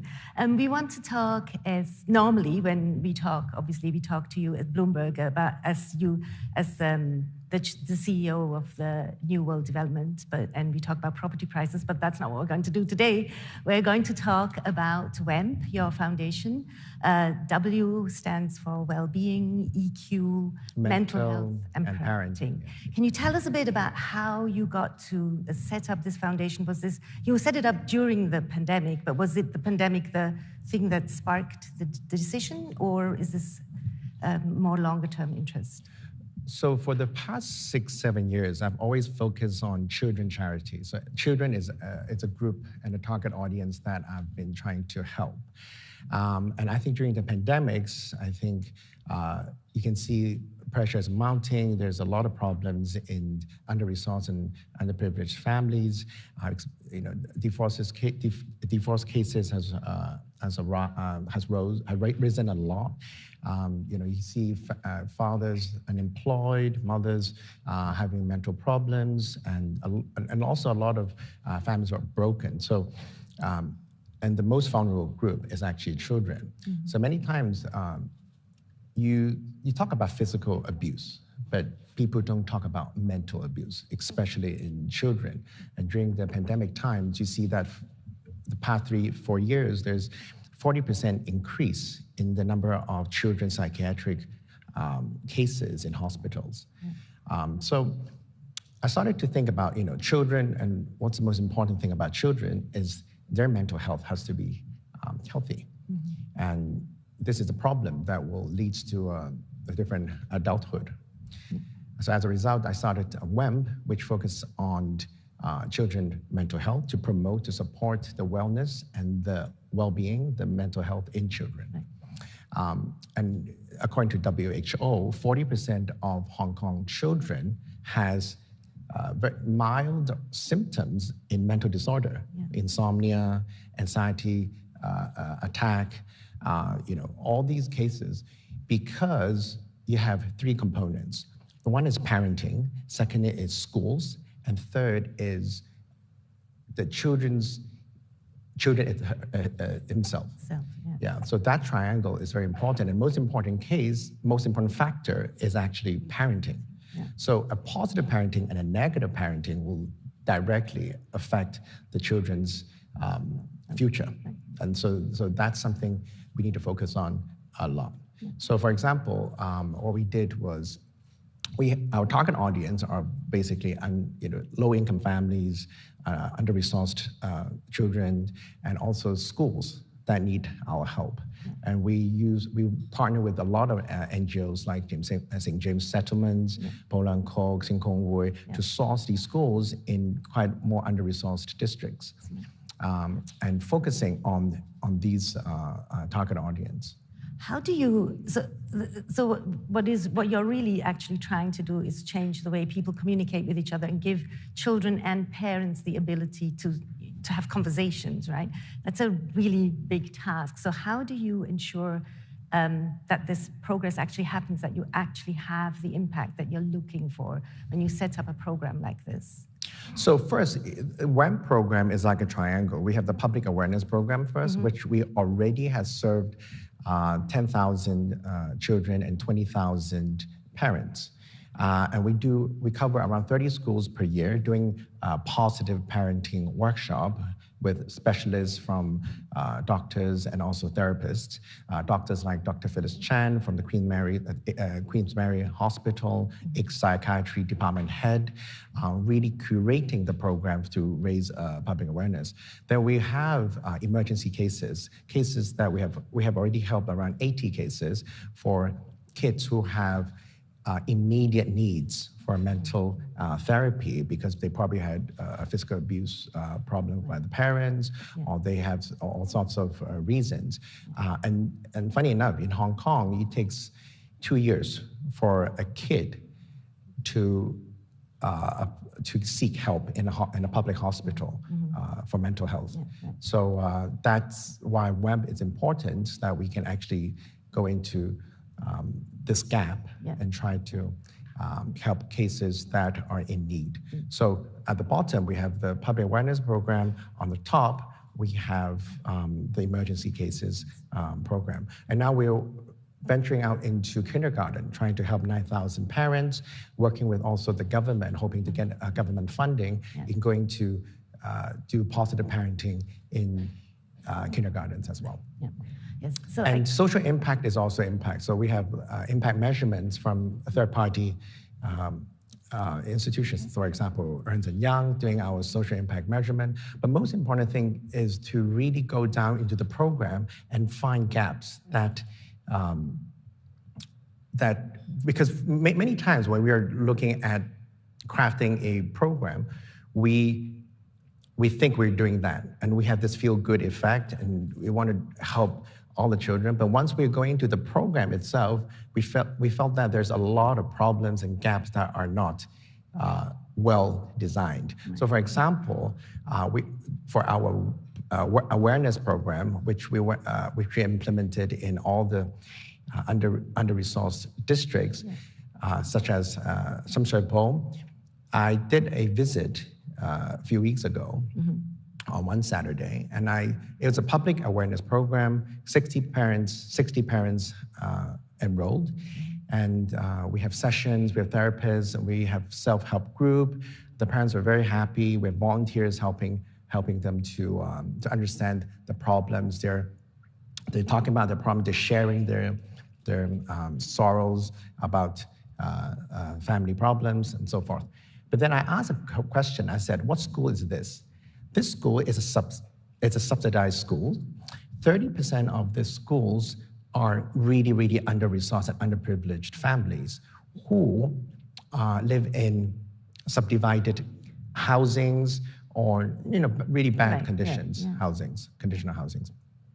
And I asked them and said, are these 60 parents part of how many are those 30%? And then actually the headmaster said none. Even though it's a subsidized school, these parents are all grassroots parents, which we want to help as well. The most targeted audience that we want to help the most is those 30%. Right. But we couldn't get those 30% into the session. And the reason why is that usually those target groups, they want to hide in the dark and not going into these sessions for all sorts of reasons, no competence, because of money problems, and so forth. So that is if I'm on the top looking at the numbers, I see 60 parents in subsidized schools in Shamshui-Bo, and a very under-resourced district, and then it would be a tick on my checklist. But when I go into the program, I realize that we're not targeting the right crowd, even though we're trying to help the grassroots, but I really want to help the 30%, right? Which is the most in need. And so I have to talk with the headmaster and create a new solution. And what happens now is we're going to still do the programs, but we may subsidize the transportation fee. And also we need to provide dinner for them as well. Of course, yeah. Because many times these families are very money sensitive as well. Because they don't have a lot to they have no free exactly to spend, and they probably apply for a social benefit grant or teacher assistant grant, so they don't have a lot of disposable income. So as a result, once we solve that, we can attract the right targets that we want to help. And you're building a structure, right, where okay, the next time you roll this out in another district, this is how we need to think about this, right? So many times when we are donating money, we're doing charity, it's a feel-good effect, it's great. But many times you don't look at the program and say, are we really capturing the right audience? Is this program well designed to capture the audience right? So we have there's a lot of tweaks that we need to do with the programs by really seeing yourself and feeling it. And then interviewing the parents to do social impact measurement. Even using Ernst & Young, a third-party company, it's good, but it's on paper.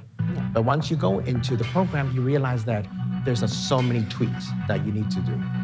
And so it's never done. It's never done. So you keep on refining the program, refining the protocol, and then trying to scale it once it's right. And then another thing, I think, for the longevity, another thing about the sustainability and the longevity of a program is that, I don't know if any people know that a lot of times charities doesn't donate to a program for many, many years. So you don't have a sustainability of that program. So what we do is we try to support that program as long as possible, so that you can see the ultimate and the most powerful effect of the program. Well, because it is a very broad, very comprehensive goal, right? So this will be a multi-year generational thing that you're trying to change here. Do you think that this is exportable, this kind of a model? Just in general, would you see this ultimately having web foundations across Asia, or collaborating with other places, or collaborating with the government? Yes, we would love to collaborate with the government and also other families or other charitable foundations around Asia. So WEMP is not just for Hong Kong, it's for Greater China and also Asia. So I think collaborations, 1 + 1 equals 3 equals 4. I think it's important, and also to create an alliance in Asia. It's something that I'm looking forward to as well. Yeah, because I think mental health, as you mentioned, one thing the pandemic taught us is, right, that we are not just physically present, right? building mental resilience is really important. Yes. Yeah, excellent. I think if okay with you now, I'd like to talk a little bit more broadly. We've already sort of ventured into this a little bit more broadly. If somebody is thinking about setting up a foundation, you've set up several foundations, what would be your sort of advice to that person around how to think about it? My advice is this. If you want to do a philanthropy or charitable foundation, don't do it because it's trendy. Don't do it because it's a feel-good effect. Don't do it because your family has a lot of money and we need to do philanthropy. Yeah. There's no, you have to do a philanthropy kind of concept. But you really need to look close to your heart. Some causes and some problems in society which you really want to address. It has to be authentic. You have to really feel that passion to it, okay? Thirdly is that once you have that, you need to structure and create a charitable foundation that has good corporate governance and really target the right audience, as I said just now, and really design a program that really can capture that audience and help them. And that really needs top-down and bottom-up kind of connection and collaboration as well. I think that's very important. I mean, a lot of families in Asia has a lot of money, and they donate to this organization, they donate to this, and they do impact measurement, but they have never seen the program. They never actually go to the program and see what they're doing and understanding what is the cause, how they're doing it, how much administrative cost they're using. You know, they have not really looked into that, but do it because they need to do a philanthropy foundation and help the world, right? So I think these are, for me, I think it's personally, I think we should not be incentivized by these factors, but really first identify your authentic passion of authentic cause that is close to your heart. So for me, children is something that is very, very close to my heart. And then mental health, because of the pandemic, children mental health becomes something that that is close to my heart enough for me to create a foundation to promote and support wellness and mental health in children and in families, and also working with all different NGOs. We work with a lot of NGOs in Hong Kong, but a lot of it is district NGOs, local NGOs who knows the community well enough to give us a lot of feedbacks. So basically, do you think that there's a shift in the way people, sort of the generational of philanthropists is shifting? Because in the prior panel, they mentioned that, you know, a lot of philanthropic efforts in Asia are sort of, people are very private about it. But this, when I listen to you, you have to really own it and be there and be visible about it. I think we have to be visible about it. We have to, because we need to raise awareness about it too. It's not about me, it's about the cause. It's about really letting people understand the problems in your cause, right? So many times I think old traditional philanthropy in families are talking about, you know, they talk about education, they donate to all the different causes, but I think it's important to really raise awareness and then also do a lot of collaboration and build alliances with other families or other charitable foundations to increase that awareness across all Asian countries. Yeah, I think that's very important. I think that's a new also paradigm shift for philanthropy as well. Yeah, I do think that particularly when it comes to mental health, right? And yes. That is something that a lot of people don't. And many times mental health, especially in children, is neglected. Because children do not tell you what they're really feeling. Right? So we do have a program called the Compassionate Program where we use emotional cards to let small kids to express and define their emotions. Are you happy? Are you depressed? Are you guilty? What are you feeling right now? And as many times, it's a good way to let them to express the emotions, define the emotion, and put it on the table. And let them see that is this stress or why are you stressed? You know, so for kids, it's good because they can tell their parents and using emotional cards to tell their parents what they're really feeling. Right. And hopefully start a conversation, right? Exactly. And then sort of take that a step further. I want to address one issue that we talked about really briefly was your collaboration between WEMP and the Cambridge University. Yes. Because I think that's a big piece of modern foundations, right? Yes. Is that data-driven element. Exactly. So underneath the triangle is also found research programs too. So we have research programs working with specialists and professors from the Cambridge University to actually go into and create a task force going to Hong Kong to really examine the socio-cognitive skills, children mental health development, and kids' readiness of Hong Kong children. And the research and the report will be issued, I think, third or fourth quarter of this year. And that's very important for us to understand from a research point of view, from a research perspective, what are the gaps and how do we improve our programs a little bit. So that's also for sustainability of the philanthropy and foundation, and also for the longevity of the foundation as well. And I think as a base, that is the fundamental rock as well. And we only started for 1.5 years, so we have a lot of things and factors that we need to improve. So we're still learning and we're still growing as well. That's great. Well, thank you so much for sharing your insights, Adrian. Thank you. It's lovely to see you today. Yes, and good luck. We'll have you back to tell us more about how things are going. Great. Yes. Okay, great. Thanks, everybody.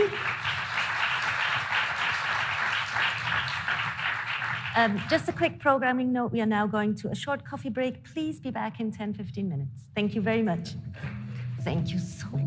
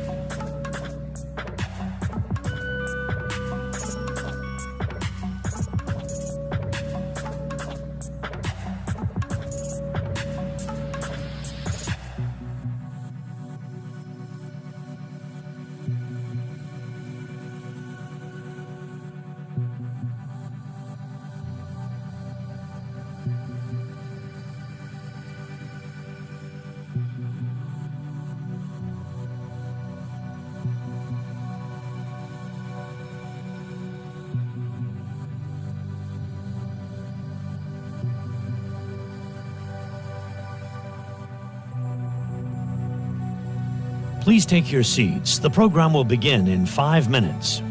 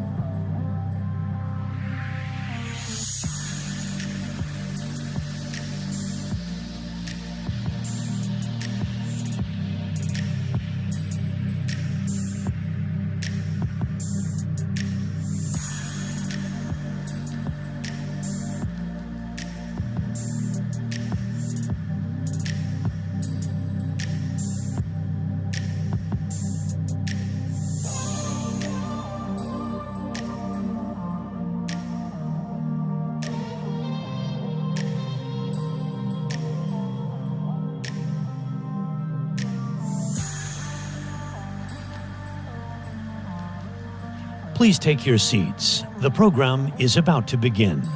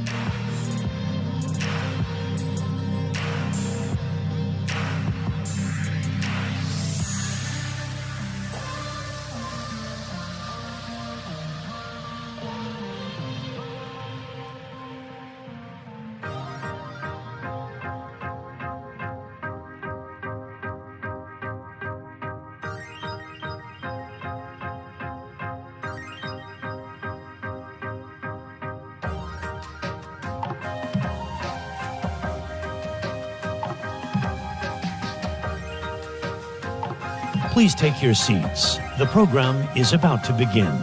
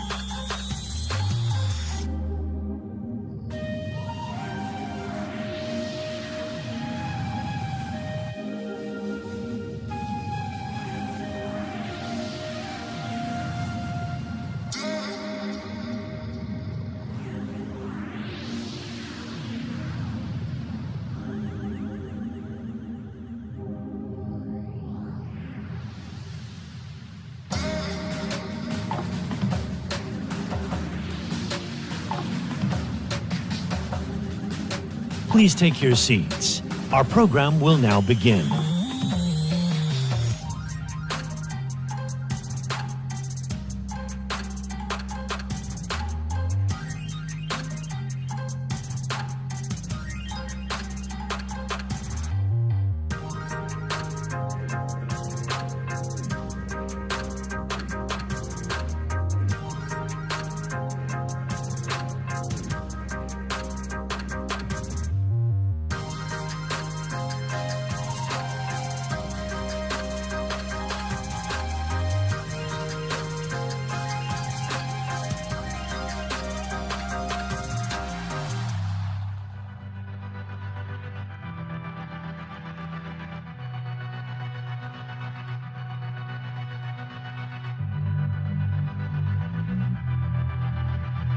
Please take your seats. The program is about to begin.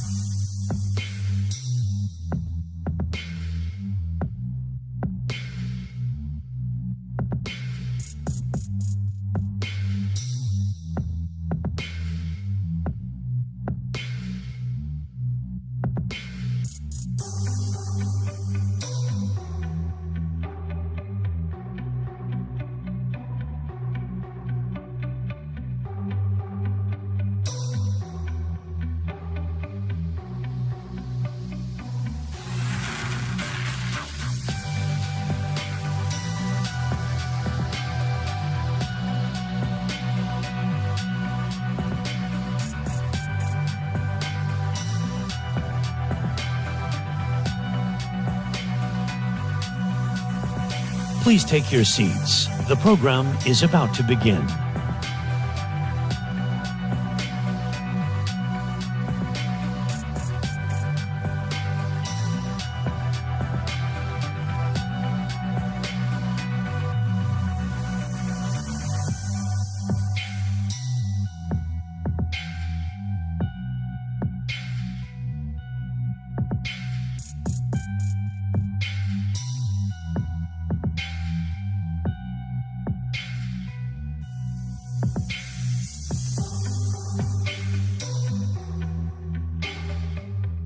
Hong Kong, a city of opportunity. Invest, where the world's most prominent international brands are flourishing, in a place that nurtures businesses so they grow, building connections between East and West. Set up shop in a place where an entrepreneurial spirit abounds. Launch and expand your business where smart also means safe, where you can easily find the talent with the right backgrounds and skills. Invest Hong Kong is here for you to get you started and help you grow, where business goes to grow. Please welcome to the stage Bloomberg's Madeline Lim.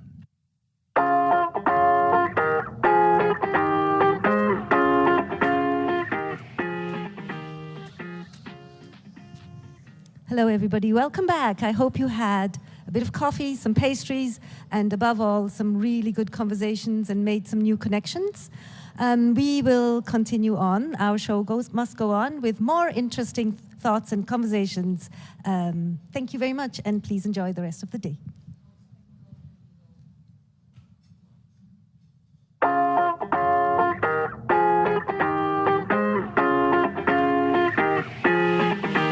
Please welcome to the stage Desiree Wong, China Country Head and Chairman of China Management Committee, JPMorgan Asset Management, for a conversation with Bloomberg's Denise Reed.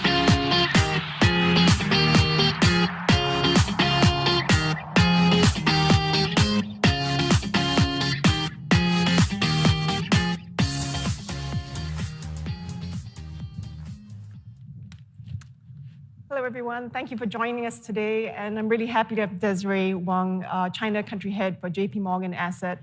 I'm so glad her flight didn't get canceled yesterday. Yeah, I'm so glad I can fly here. I just flew here, landed last night from Shanghai. Right? And Desiree is going to talk to us about the China opportunity, diversity and inclusion, and also talent, all topics that we want to hear about. So maybe I could kickstart just to start on diversity. Desiree, I know that having women in the workforce is a big priority for JPMorgan Asset, JPMorgan globally. And you're a female leader. We have Cheng on the private banking side. Yeah. There are loads of female leaders. I wondered if you could just talk a bit about what JPMorgan does to encourage diversity and female representation. Yeah. I'm so glad that we start our conversation with the diversity, which is one of our favorite topics to discuss about. And you asked about female representation, and I just give some data. Like JPMorgan globally, we have 290,000 employees, and half of which, 50% of that are women, including myself. And I have been working at JPMorgan for 15 years. In a few days, I'm going to celebrate my anniversary. I'm very proud of that. But honestly speaking, there are many more JPMorgan colleagues that are having longer tenure at JPMorgan. And many of them, and some of them are even like rejoiners back to JP. So we've been talking about why is that? And we think that that's the culture that set us apart, because in our DNA, we really strongly believe the diversified team, an inclusive work environment, and an equitable world really matter for us and help drive a good working outcome. And we talk about women, and we have a lot of, as you mentioned, we have a lot of senior women leaders at JPMorgan across different labs, and we have a lot of great initiatives and programs that are helping women, like Women on the Move. So we have the female women leaders to inspire and empower women in the workforce at JP. And we have a working family network, for example, that's also to connect people who have a working family, need to balance their work life, to put them together. And there is one program I really want to highlight here, because I think that's an amazing arrangement. It's a re-entry program, which was funded by our Asset and Wealth Management Global CEO, Mary Erdos, 10 years ago. Mm-hmm. And this re-entry program targets people who take a break from work. And when they want to rejoin the workforce, we lend our support to them. So over the past 10 years, over like 500 people already participated in this program, and over 400 of them has been successfully placed with a full-time job in our company. And there is like cases like a female mom who took a 15-year break from work to raise her 4 kids. And then when she decided to come back to work, and we offer the opportunities. And specifically as asset manager, we are JPMorgan Asset Management.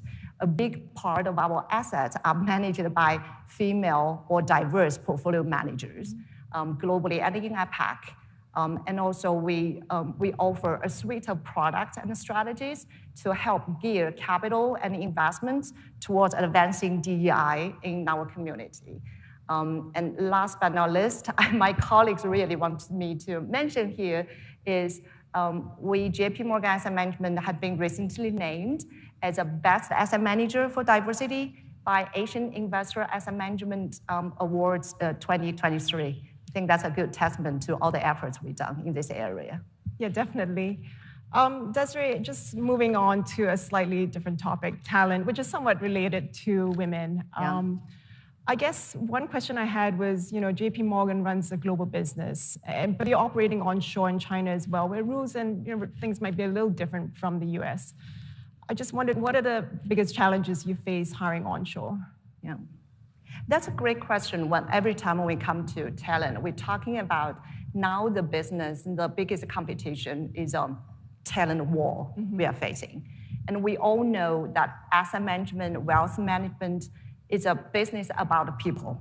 So we need the people, and we invest in our people to make us different from others and to make our clients willing to entrust their assets with us.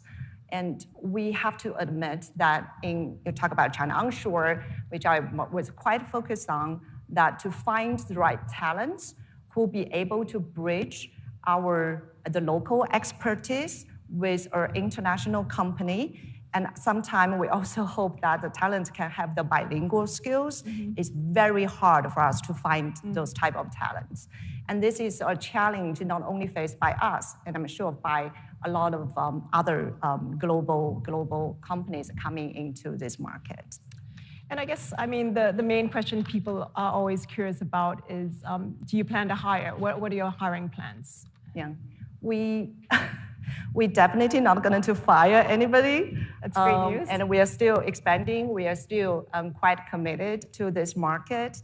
And I'm not sure whether anybody knows, but this is our plan in onshore China, which actually we have already executed. Part of that is we have a long established joint venture in China, which we run it together with our Chinese partner, because we are 49% minority shareholder of that company for 19 years, since 2004. We are very proud to announce lately we got the regulatory approval to acquire 100% ownership of this company. So we've been able to, and last month we just announced that we completed the rebranding of this company to JPMorgan Asset Management China. And to answer your question, so we are having 400 staff of this company joining JPMorgan family now in China.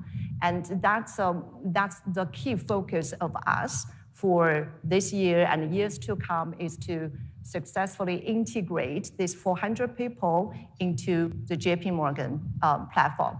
And going forward, of course. So no major hiring plans then? Yes, but we continuously gauge the business needs, and we continuously go to market and find the right person. Yeah. Right. I guess just touching on the, you fully acquired your asset management company onshore, as you mentioned, which is a big move. And, it's hard to get and understand, these things are not easy to get in China. And, you're somewhat in control of your own destiny, so to speak. I guess the question, what advice would you give to people who want to get full ownership? What are the steps? What's the process like? I have to say, I don't know, I look at the audience, I'm not sure how much of you been working in China, try to go into China, etc. But I've been working my career on China, and this is the thing I always explaining to people about China is, when you look at China, China is not an if question. It's more of a one question, W-H-E-N, one question. The reason I think that, because for if question is easy to answer for China, because we normally basically understand and can know that where it is heading to. So we know the simple way to answer a lot of those if questions.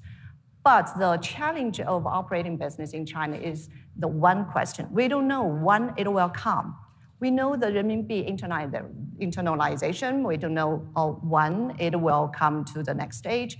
We've been talking about the pension and the private individual retirement, the pillar. We don't know when it will scale up. So the key question, the key challenge is people don't know the answer to the one question, the pace of a lot of things that's happening in China. And China is an amazing market. Sometimes things happen very fast. Sometimes things happen very slow. So my advice to a lot of people who want to do business in China, if you are committed to China, and if you hold high conviction of this market are going to offer you massive opportunity in the long term, you're going to just stay invested in this market and stay focused in this market instead of in and out. And you are trying to time the market. No, it's very hard. And that's exactly what JPMorgan does. So we coming, as I said, we coming into the market, we set up the joint venture very early on in 2004, 19 years. It's a bumpy journey for the 19 years because we don't know whether we can take it over. The regulation is, there are so much uncertainty about the regulation, about the pace, etc. But we also see there are period of time, everything accelerated. There are period of time, things become quiet and a little bit slow. You just need to be there for the long term. You need to be there and stay patient. So that's absolutely my I don't know whether I call it advice, but it's our takeaway for that. Can I just ask you, now that you finally have full ownership, what are your plans? I know you're integrating and you're working on that, but are you able to shed any light on your plans now that you finally control this? Now, I can be able to talk about this in more details in a few months' time, and that's $1 million question. And in short, our plan is definitely use this company as our main operating platform in onshore China. And we're super committed to invest all the resources needed to make this platform the best, the leading asset management company in China. I always say that because of the combination I just talked about and the requirement for talent we're asking for, we really think we are the best positioned to be the most international local company, because we've been there for 19 years already, and the most local global company in China. So that's our very outstanding competitive advantage. So Desiree, I just wanted to also ask you maybe to just change tack a bit.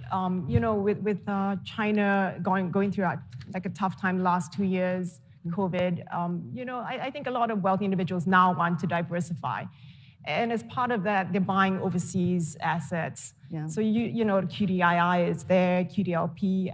I wanted to know like what sort of demand you're seeing from investors. Are you seeing like rising demand, and what are they interested in buying? Yeah, I think this is very interesting. I always like to talk about two underweights when we look at China.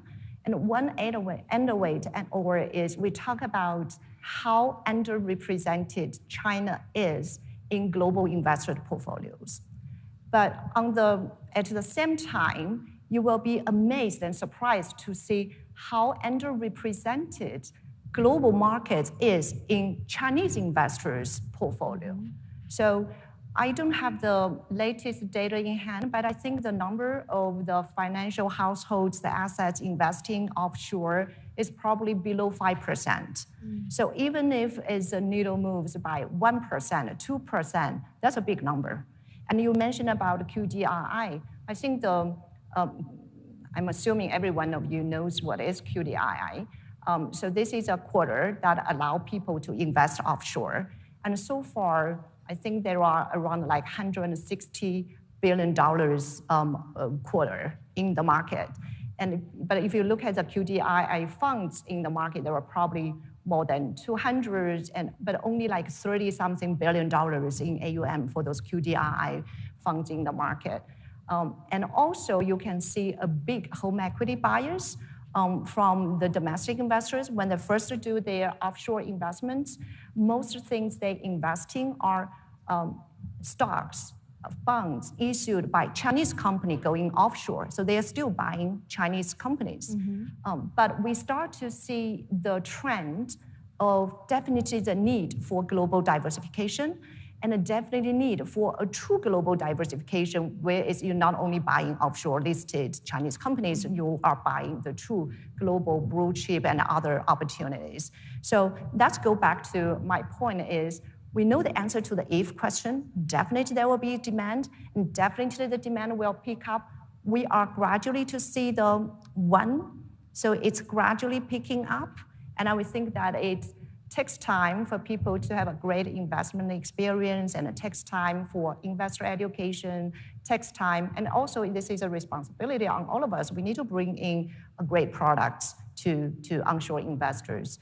And I think that we are very positive on the prospects for the QDI and our bond investments from Chinese investors. And I guess another question I had, and I see the Q&As are coming up, you know, I wondered what, like, I guess going back to the wealth creation theme, it used to be that in China, it would be this big IPO machine, like tech entrepreneurs would, you know, just go IPO and they'd raise all this money, and that would be the wealth creation. But we've seen crackdowns of the last few years. I just wondered, what do you think are the next wealth drivers for China? Yeah. I think China ranked second. I read this. China ranked second in terms of number of millionaires and ultra high net worth individuals. And I also believe that with China on track to become the largest world economy, and the short-term disruption by COVID will not dent the bigger picture. And the bigger picture is we still believe that China's number of millionaires will double by 2026, and also talk about the new wealth creation coming from, we think there will be a lot of new sectors because we see a rapid rise of the new emerging sectors like new China economy type of things.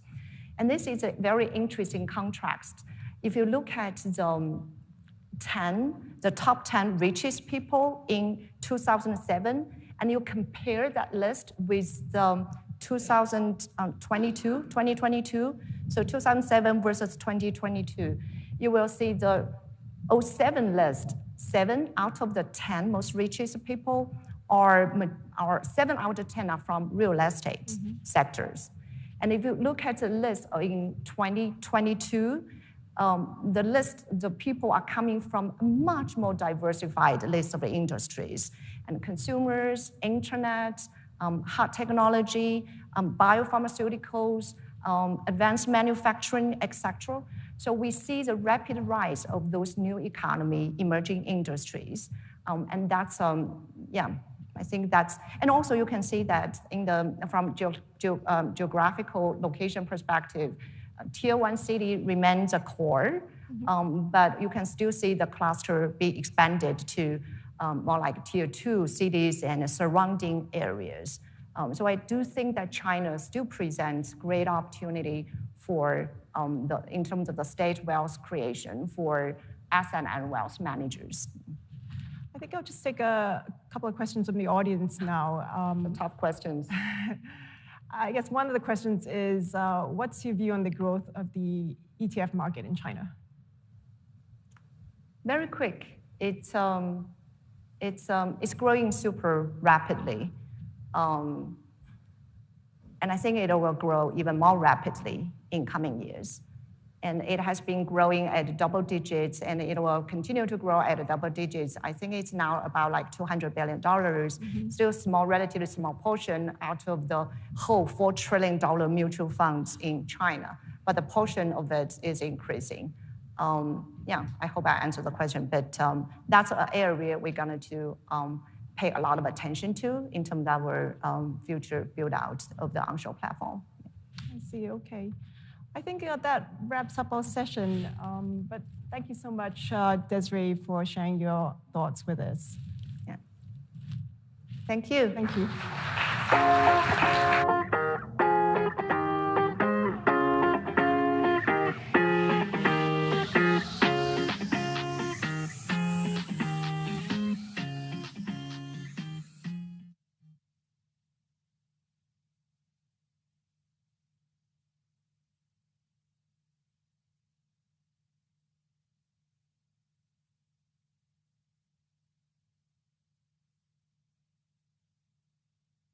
Please welcome to the stage Xiaofeng Zhong, Chairman of Greater China and member of the Group Executive Committee Amundi, for a conversation with Bloomberg's Lulu Chen.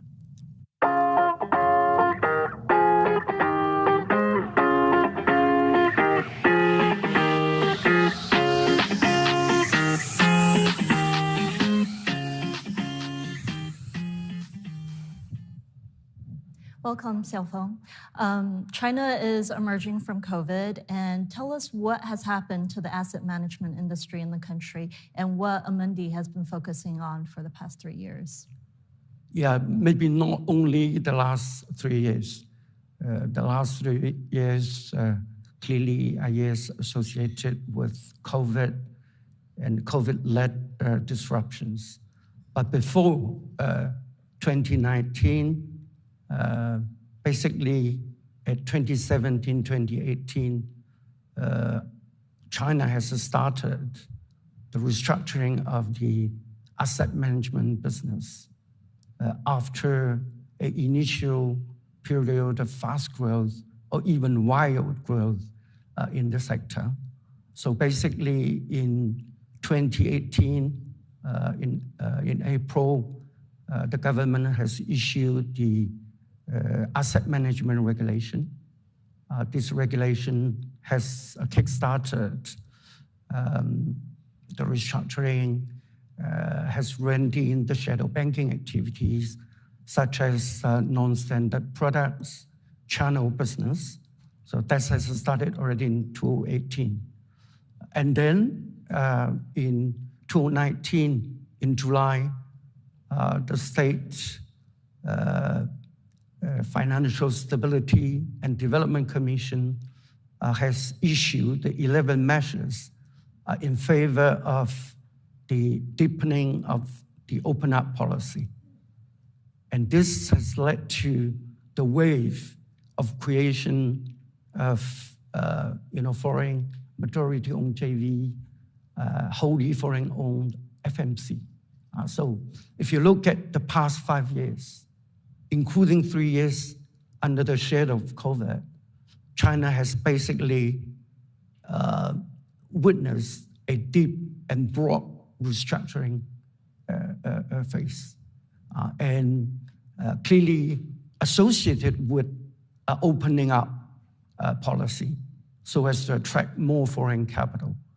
And at the meantime, we have already seen in 2018 the combination of the insurance regulator and the banking regulator to create CBIRC, China Banking and Insurance Regulatory Commission.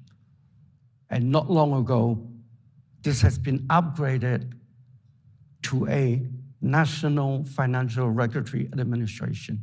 So if you put all these things together, basically you have the sentiment that the last 5 years, including 3 years of COVID, is kind of watershed moment in the industrial evolution. Absolutely. So we did see this very wild period of growth before the regulatory overhauls, but at the same time, with the regulatory overhauls, there has been progress. The wholly owned units, as you mentioned, is one of them.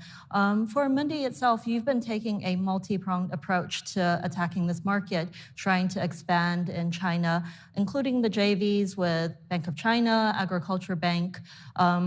What is the latest with these different divisions, and how is Amundi planning your next steps? Yeah, we have right now 2 JVs, one with Agriculture Bank of China. So it was established 15 years ago. So this is in the FMC category, fund management category, supervised by the market regulator, CSRC. And then we have another JV created in 2020 with Bank of China in the WMC category, wealth management company. And in the last 3 years, our FMC JV has basically witnessed the transformation of the model. As I explained earlier, after a rapid growth in 2015, peaking at 2015, the JV has basically transformed itself into a company relying more on mutual funds rather than on the products distributed through the subsidiary. Our JV with BOC has been developing very fast in 2020, end of 2020 and 2021, and leveraging the very good dynamics there. And in 2022, the JV has weathered very challenging conditions. And this is why within 3 years of existence, the JV has already got the tailwinds for the development, but also got headwinds. I think with that, the JV has acquired a very solid resilience for the future. And when we look at the numbers in Q1 or early Q2, things are very significantly improving. You know, last time we talked, you mentioned how you wanted to build Greater China as a secondary home base for Amundi, also doubling assets in the region. Where is Amundi when it comes to those goals? And what does that mean for your longer-term strategy in China? I think overall, our objective for Asia remains unchanged. and also it's on track. And obviously, with all the investments we have made and which will be made further, we are doing all we can to contribute more to the Asian growth of Amundi, especially again through the Chinese entities. And as I mentioned already, right now we are exiting this period of restructuring. We are now on a more sustainable ground, and the regulatory environment has improved very significantly. So we're entering now a new era with a more long-term and more sustainable growth. Basically, when you look at the two key segments I commented on earlier, FMC, WMC, basically each segment has roughly 26 trillion RMB in AUM, more or less equal. And combined, they represent 40% of the overall Chinese AUM, roughly 130 trillion. Combined, roughly 54. And basically, they're going to grow further, especially, I think the WMC will also continue to grow because the story is very short. The products of issued by WMC in the past was carrying an implicit guarantee. Now the products are all NAV-based, mark-to-market based. And actually, when you look at the number of investors in the WMC product, the number is very limited.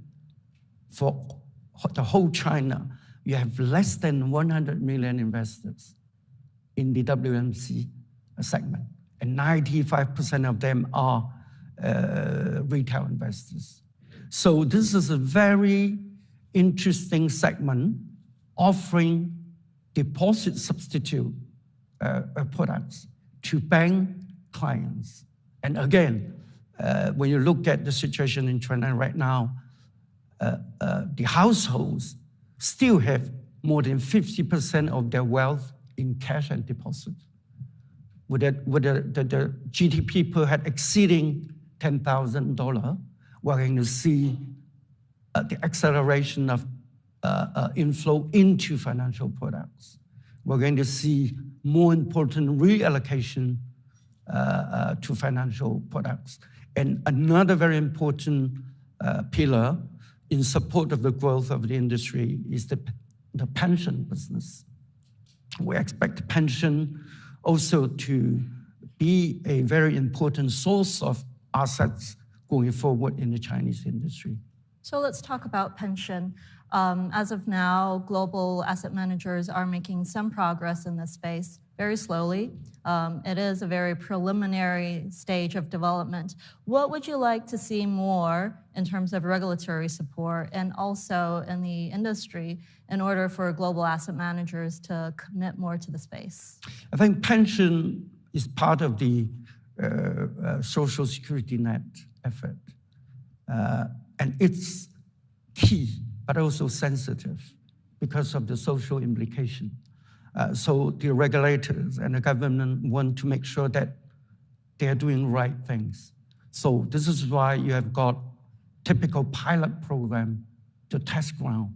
The pilot programs typically are limited in a number of pilot cities with a certain quota. So this is why it will continue. It would try to get experience in serving, in meeting the need of the savers for the pension and retirement objective. And it's clear that in a country like China, with 1.4 billion people, authorities are quite cautious when it comes to this kind of sensitive social topic. But I think the roadmap is there. Upon completion of the pilot programs, there will be new regulations out to expand the program. So in China, you don't dream about making huge money overnight. But clearly, if you bear in mind the objective of deep cultivation in the market, you work on the brand, on the talent, you work on the plan to upgrade your on-the-ground capability, and then you will harvest all the investment you have made and you'll be making. No, not all the asset managers have managed to stick to their long-term goals. So for you, as Europe's largest asset manager, when you are communicating with headquarters and when you're thinking about how you place your resources in this greater region, Greater China region, long-term wise, what goes into the thought process and how do you communicate those messages? Yeah, I think this is, again, a very good question because, China has embarked on the reform and opening 4 decades ago. And we're always saying that it's a long-term investment, long-term journey. I think as a corporate executive, we have also to bear in mind the profitability of the investment. We have to do an in-depth feasibility study so as to combine short-term and long-term, to improve the overall credibility of our projects. Thinking long-term is definitely key for the image, for the brand. But at the same time, in order to be sustainable, you have to combine both short-term and long-term. It's about credibility. And this is why we are very determined in pursuing all the development options in China. But it's very important for us also to do it right for our 2 JVs, do it right for our private placement entity in Beijing QDLP, and at the same time, we look at all the other options which could boost our growth. And also, we believe that Chinese asset management market will become a huge market on its own. The market will be like the North American market, will be like the European market, with a very specific and strong regulatory framework. So it's important that we elevate the setup, elevate the seniority, the commitment, and the technicity of the setup. By doing that, over the time, we can capture the opportunities. So really making sure that the commitment is long-term and managing the expectations of profitability versus the longer-term growth. With the US and China tensions, how are you as a European asset manager positioning yourself? I think with the geopolitical tension, and we see already that China is implementing a strategy named double circulation, international circulation, that has been on for decades, and also domestic circulation, betting on domestic consumption. I think with the geopolitical tensions, clearly we will see more and more domestic circulation. So meaning that China will beef up and strengthen the resilience of the market amid a changing geopolitical environment. And this is why, for this region, as I mentioned earlier, it's key for global asset managers to get into this market with a setup that is seniorized, with a stronger technicity, with stronger autonomy, so as to stay there and capture the opportunities. Now, we have been operating in China since 1982. so more than 4 decades. We have already seen many challenges of different nature. And I think we have also acquired experience in dealing with different challenging situations. So I'm confident that with that in mind, we will also continue to navigate the new situation in a sustainable way. In general, the worst is not always certain in the future. And Amundi once mentioned that the goal for 2025 out of Asia is to double the assets to 500 billion euros. What are the growth drivers in this region apart from Greater China? I think a pension business in the region, partnership approach. We're European, so European is very capable of finding a compromise. Otherwise, Europe would not have achieved the integration of EU. So we bet on partnership. We need partners. We need banking partners. We need our clients and partners. So the approach is, again, a partnership approach, external growth opportunities, and also our capability in advising our clients on investment solutions, but also on specific transformation process. So pension is one of the key segments. Institutional business is a key segment, but at the same time, retail business will be a very important driver for the growth. Which countries are you looking at specifically for these pension opportunities? I think I mentioned already mainland. I meant in Hong Kong as well, and in the Taiwanese market, the same. And when you look at elsewhere in Asia, we do see a lot of opportunities with the pension business. I see. What have you seen in terms of client or customer appetite change when it comes to investing? You mentioned the wealth management business, the CSRC overseeing fund management business.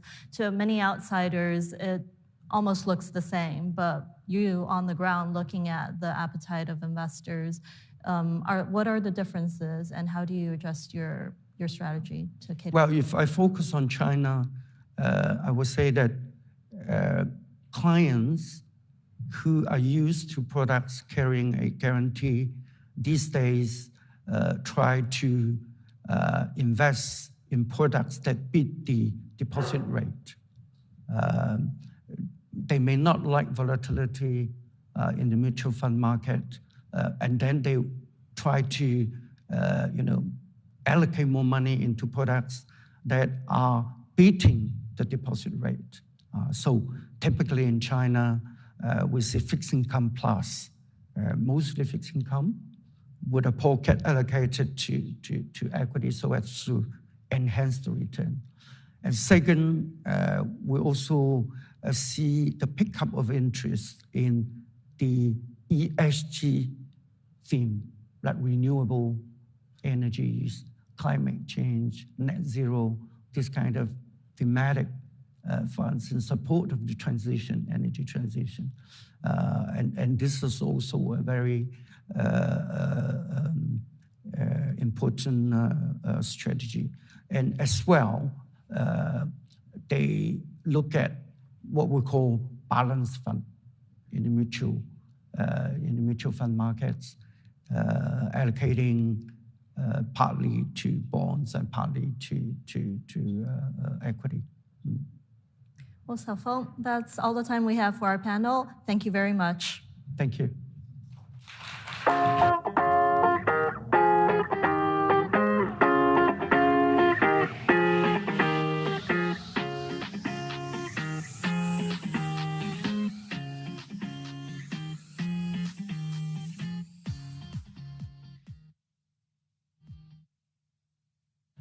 Please welcome to the stage Charles Lee, founder and chairman of MicroConnect, for a conversation with Bloomberg's John Liu.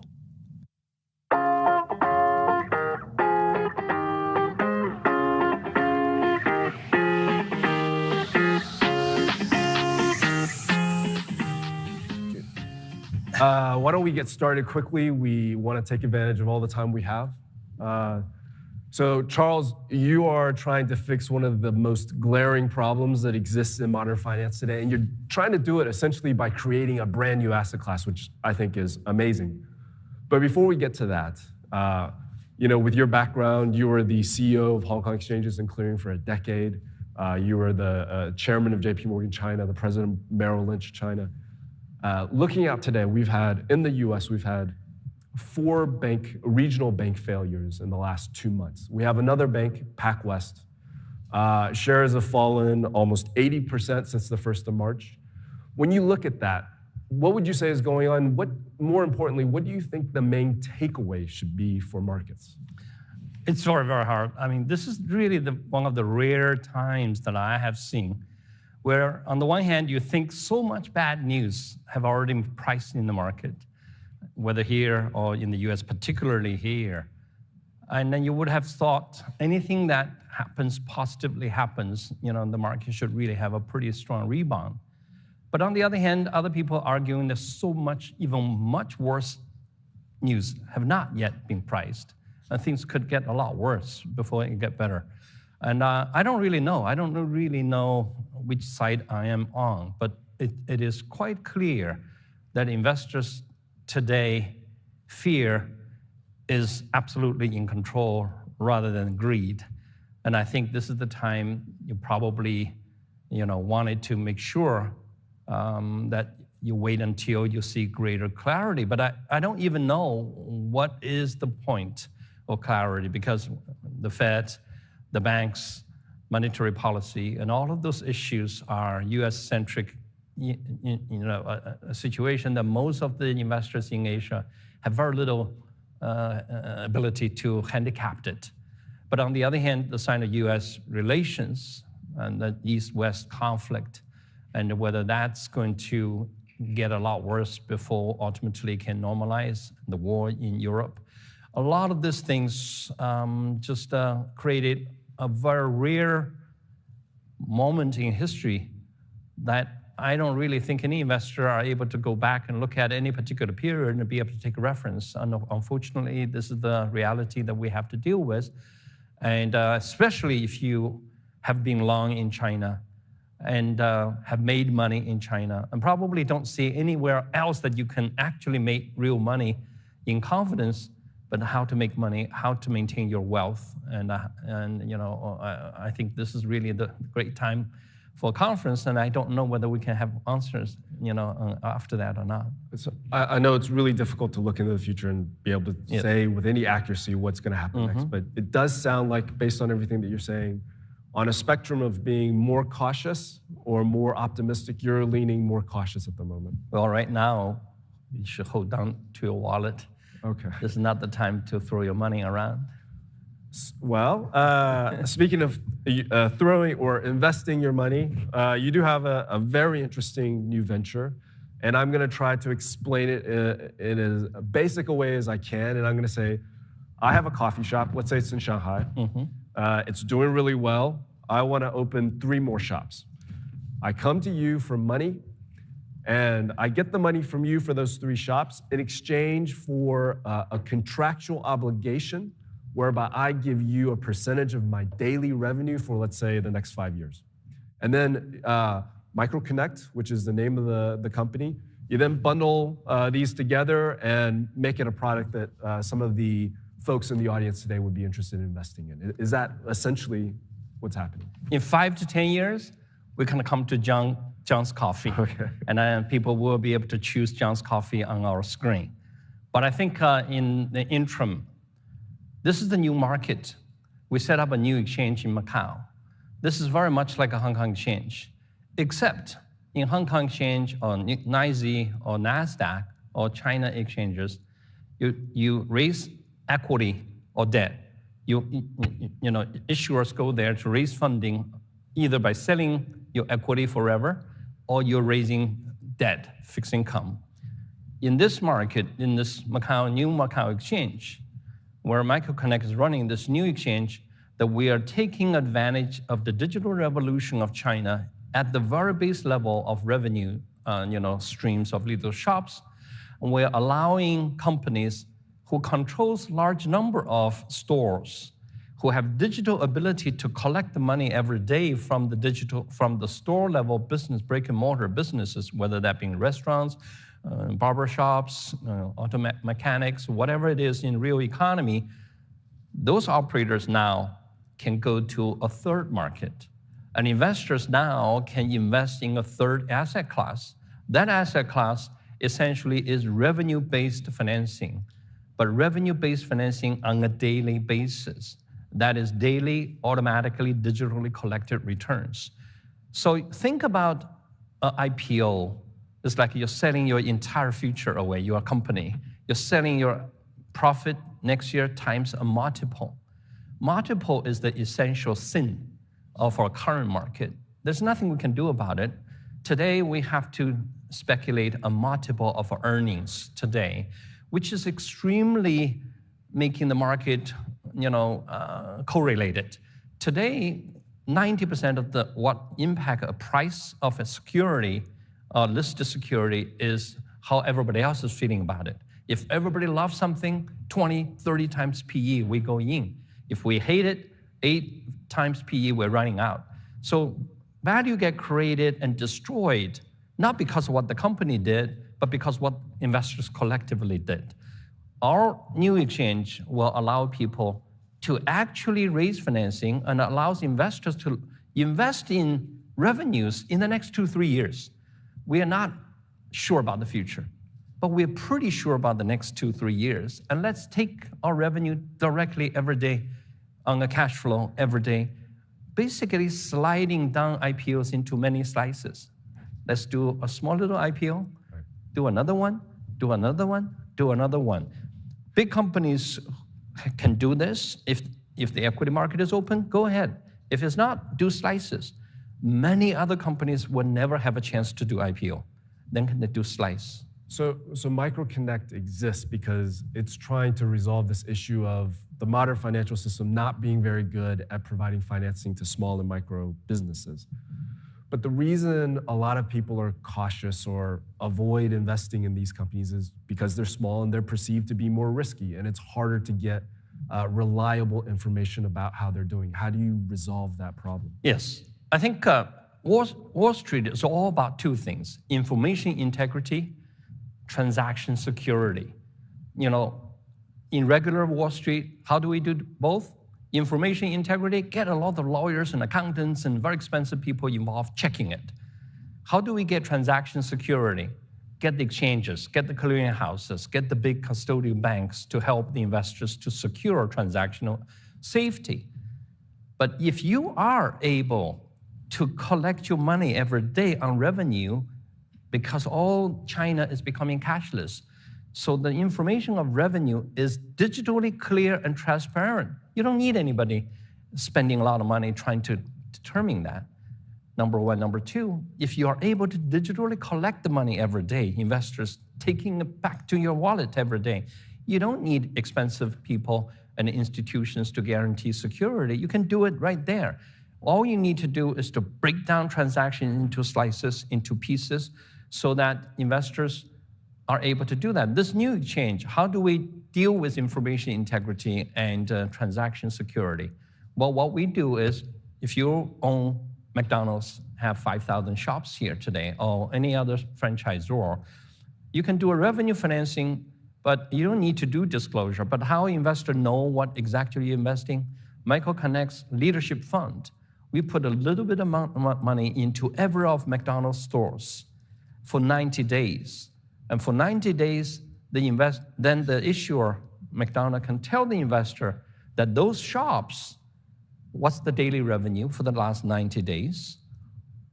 Is the collectivity, the collection in, device, which is the digital device, does it work? if you know the store per day revenue, and if you know that the money is able to be intercepted directly, what else do you really need to know?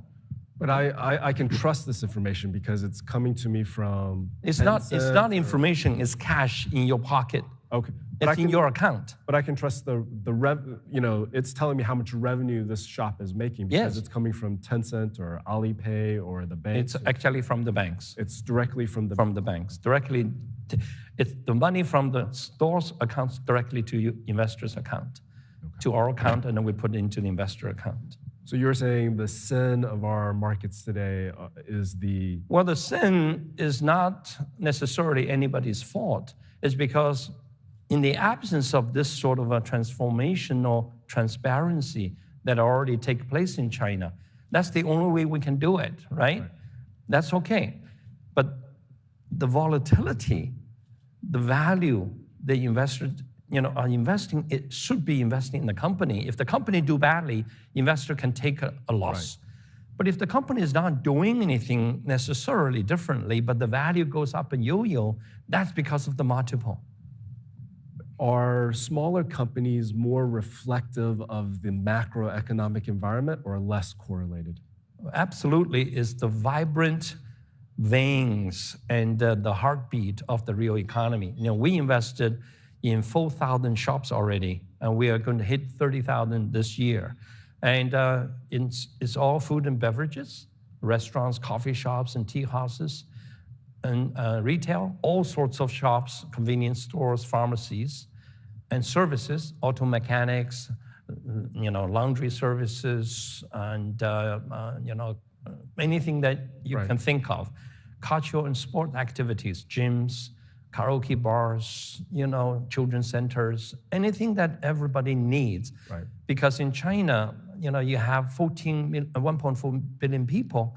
Everybody have to eat, everybody have to travel, everybody have to be serviced, everybody have to have a haircut.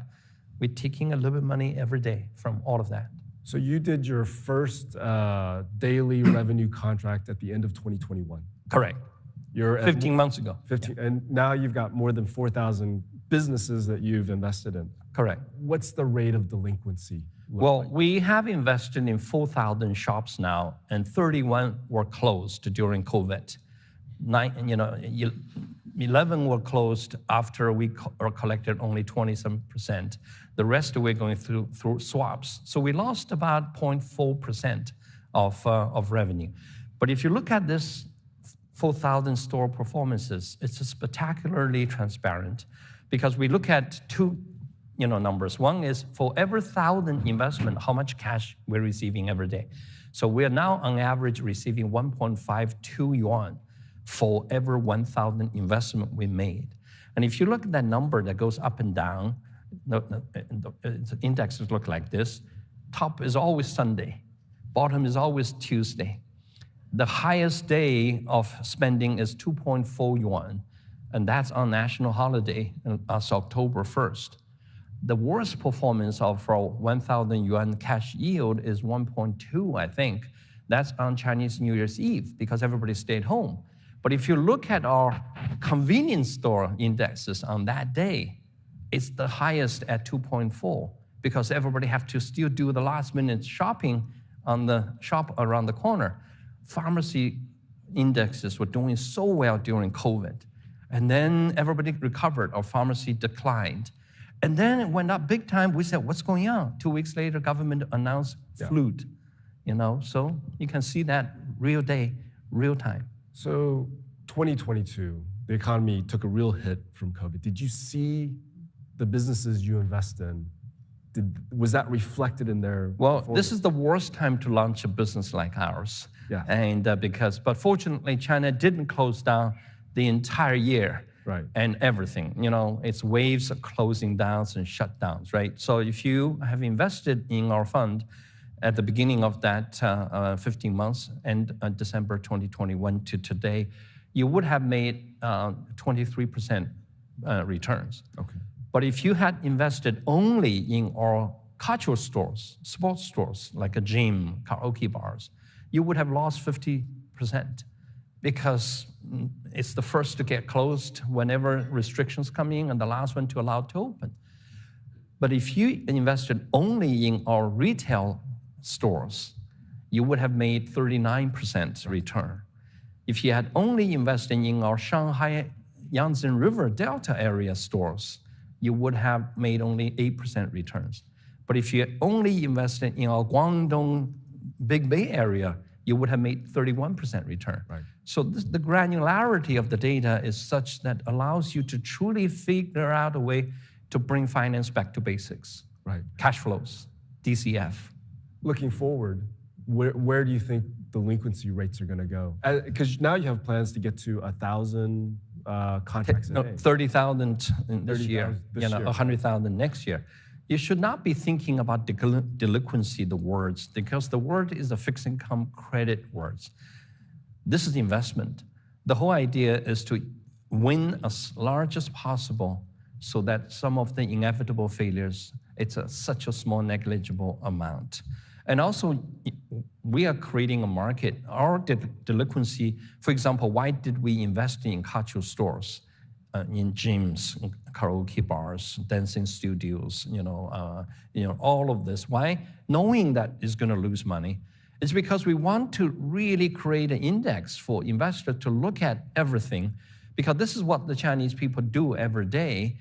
And then the reason you open a market in exchange is allow people to say, I'm willing to take a risk. I'm willing to be able to, I think cultural is slow right now, but it's going to bounce back big time. Or you can build your own portfolio. So people are able to, because you're able to literally choose the store level investment as a collection of your own portfolio, it's really, the investors are able to use the tools and data and the daily recovery number to manage your own exposure, rather than we are not a bank that we have to manage certain NPLs. We're just providing a new exchange that investors invest in cash flows. I just want to get to one question from the audience. How do you vet a potential company? How do you vet John's Coffee when I come to you for money? With this sort of investment, you can never really pick winners because it's just too small. Each individual size investment is only, we deployed 1 billion RMB, but each individual store level investment is only about less than 300,000 yuan per store. So the idea here is not to pick. Nobody can pick, even if you can, you're not going to pick enough in that time. So it's all an algo that ultimately allow us to build screens to find big, for example, we have 4 industries we talked about: retail, services, culture, and food and beverages. But we subcategorize them into 200 subcategories so that we are able to look at revenue patterns, looking at revenue unique characteristics. For example, if you look at our food and beverages, and we put food and beverage, a particular category called a bakery, pastries, right? But why do you put bakery into food and beverages? Because those stores we put into food and beverages as a bakery is because most of the revenue come from selling water, coffee, and tea. Because the pastry costs only a small amount, but it's really the margin is in the coffee. So you're looking for patterns. So we're looking at for 3 ratios and use the algo to find the good stores. Revenue to rent, which you cannot lie, revenue to square footage of the shop, which you cannot lie, and revenue to replacement capex. These 3 ratios allow you to basically choose among the 14 million stores which are franchised in China. Out of the 70 million stores, you're able to quickly identify the good ones and the bad ones. But we're not investing in equity, so we don't have to worry about precise prediction of revenue. As long as we can predict the size of the revenue, since we're only taking a small piece of it, we're only trying to determine, are you able to give us that money? Because in traditional equity, you make a big mistake calculating the profit, and then times the multiple, you already lost. That's why in traditional investment, either the investor is very unhappy because he thinks he overpaid, or the issuer is very unhappy because he thinks he undersold it. Because all of you are trying to determine of future profit times a multiple that is dictated by your sentiment today, right, which things could change. Here, we just look at your revenue. Are you able to afford to pay me this much? And if I feel great confidence about the number, I can just look for smaller safety margins. Right. But if I'm not comfortable with this particular segment, I just build a larger, but the money I make is the same. It's not a multiple. Right. What kinds, I know you can't name specific names, but what sorts of investors are investing with you now? What types? Well, investors, are participating in this market in 3 different groups. One, people who wanted to be an equity of the exchange or the group company who owns the exchange. So that's basically my own equity investors. The second are really investors who invested in the assets, and big LP investors of a fund that are used to this investment. The third, arguably the largest in the future, and we already have one of your sponsors, HSBC, be a big a purchaser of our underlying assets, is really the fixed income investors who actually put an ABS type of asset backed. So essentially, it's a subordination and senior arrangement of a collection of portfolio of cash flows, and then the bank get paid first. So the banks can buy chunks of the revenue and enjoying senior entitlement first. And then the subordinated investors get essentially a leveraged return and a juiced up return.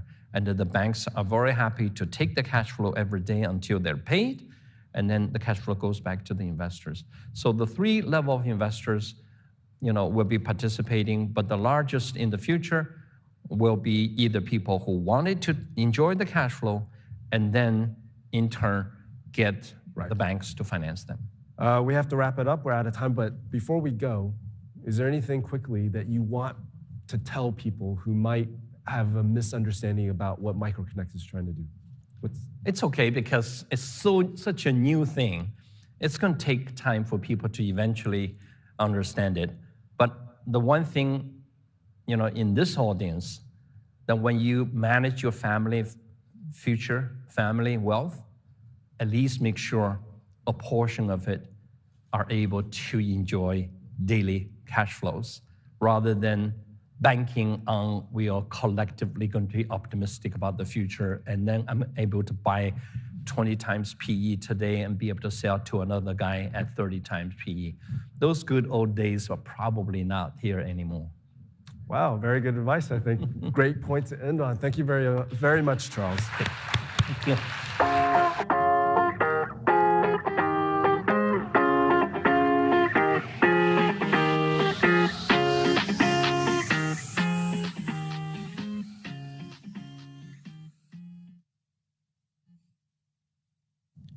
Please welcome to the stage Rahul Malhotra, Head of Private Banking, Global India and Developed Markets at Julius Baer, for a conversation with Bloomberg's Jeanette Rodriguez.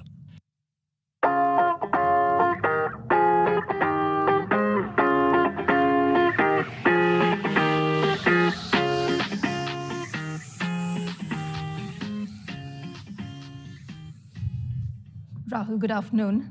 Thank you for joining us. Thank you. Rahul, I want to jump straight to the heart of the matter. We've spoken a lot about China. India, of course, a fascinating market, a lot of big numbers to throw around. Most populous country now, the world's fastest growing major market, a market where the number of millionaires are expected to double over the next 5 years or so.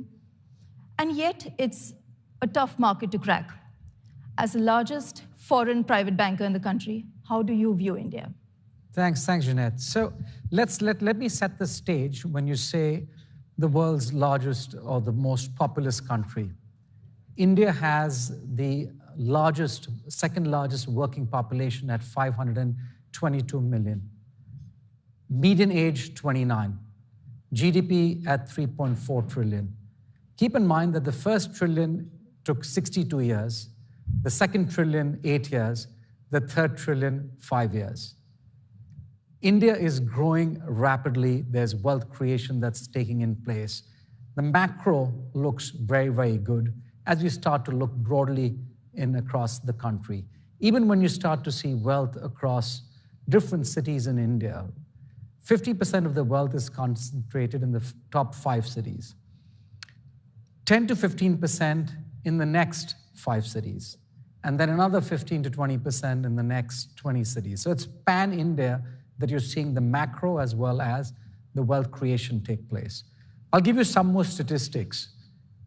India has 320,000 millionaires, 1,900 of which have more than 10 million in investable assets. You then have another approximately 119 or 120 billionaires in the country, right? And I would say that that itself is growing at a very, very fast pace and slated to be in excess of 5 trillion in terms of financial wealth over the course of the next 4 to 5 years. So you've got a lot of wealth on the ground, and you've got obviously the macro that plays out well, which is why banks like us want to do more on the ground in India. Julius Baer has been in India through our legacy now for 30 years. We got in 2015, and we're just staying the course because the opportunity set is extremely exciting. Rahul, you're not just staying the course, you have ambitious plans, of course. In the next 5 years, you aim to double your headcount on the ground, your relationship managers. You aim to triple your assets. India is also a market where we've seen cyclical exits of various banks and who are now returning. The local market is full of companies which are racing to hire relationship managers and talent, really. Is this time different, and why?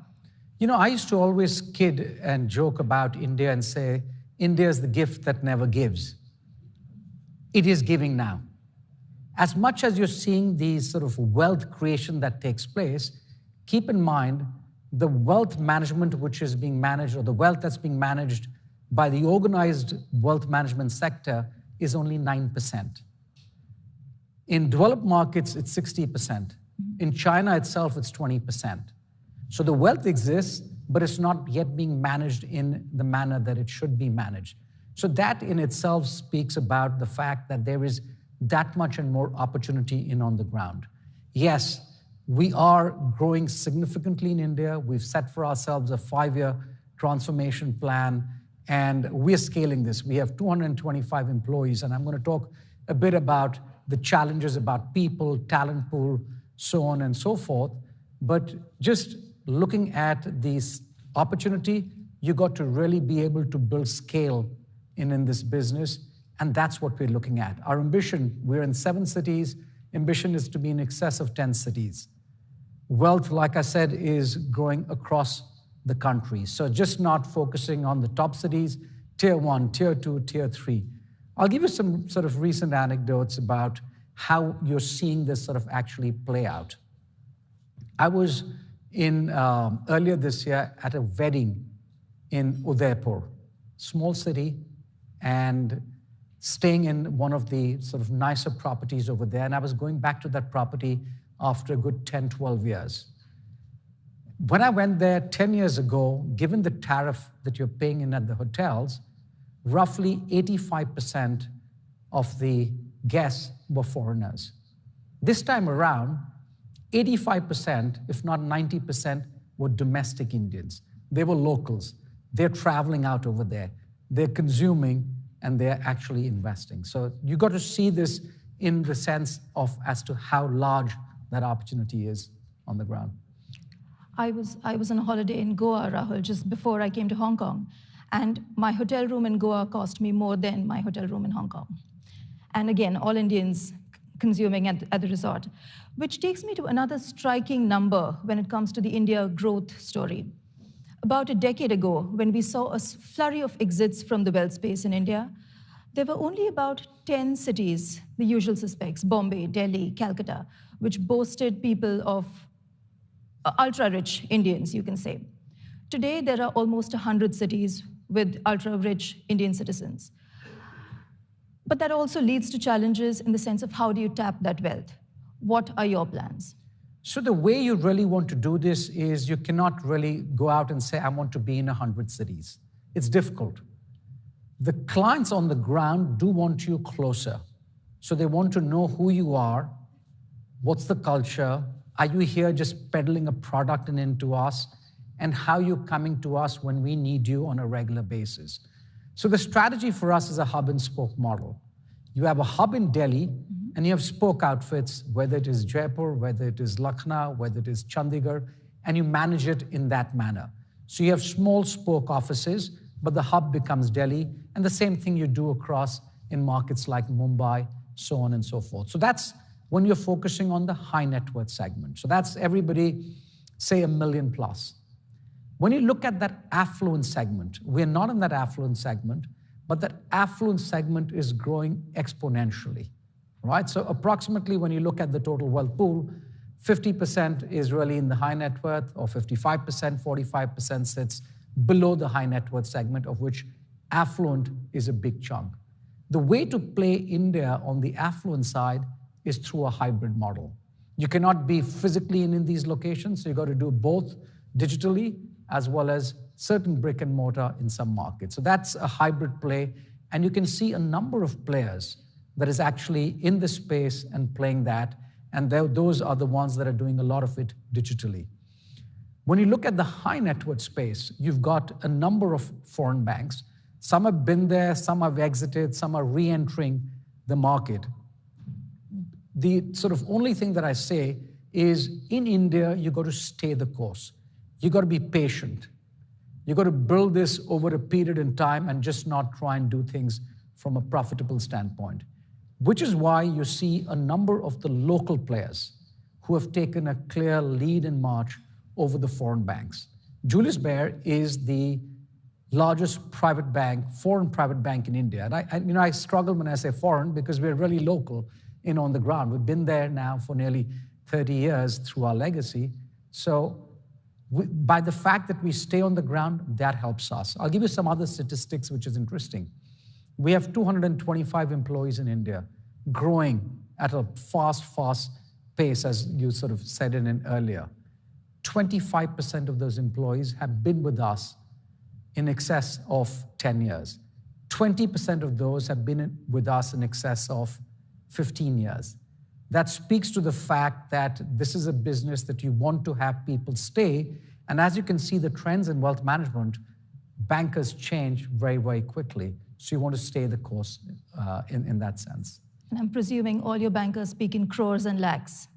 You know, having brought up in India, done my education in India, and really sort of lived overseas for 30, 35 years, I yet struggle with lakhs and crores, etc. So for us, it's a very quick, easy sort of conversion to either Swiss francs or US dollars. But when you're on the ground in India, you got to speak that language.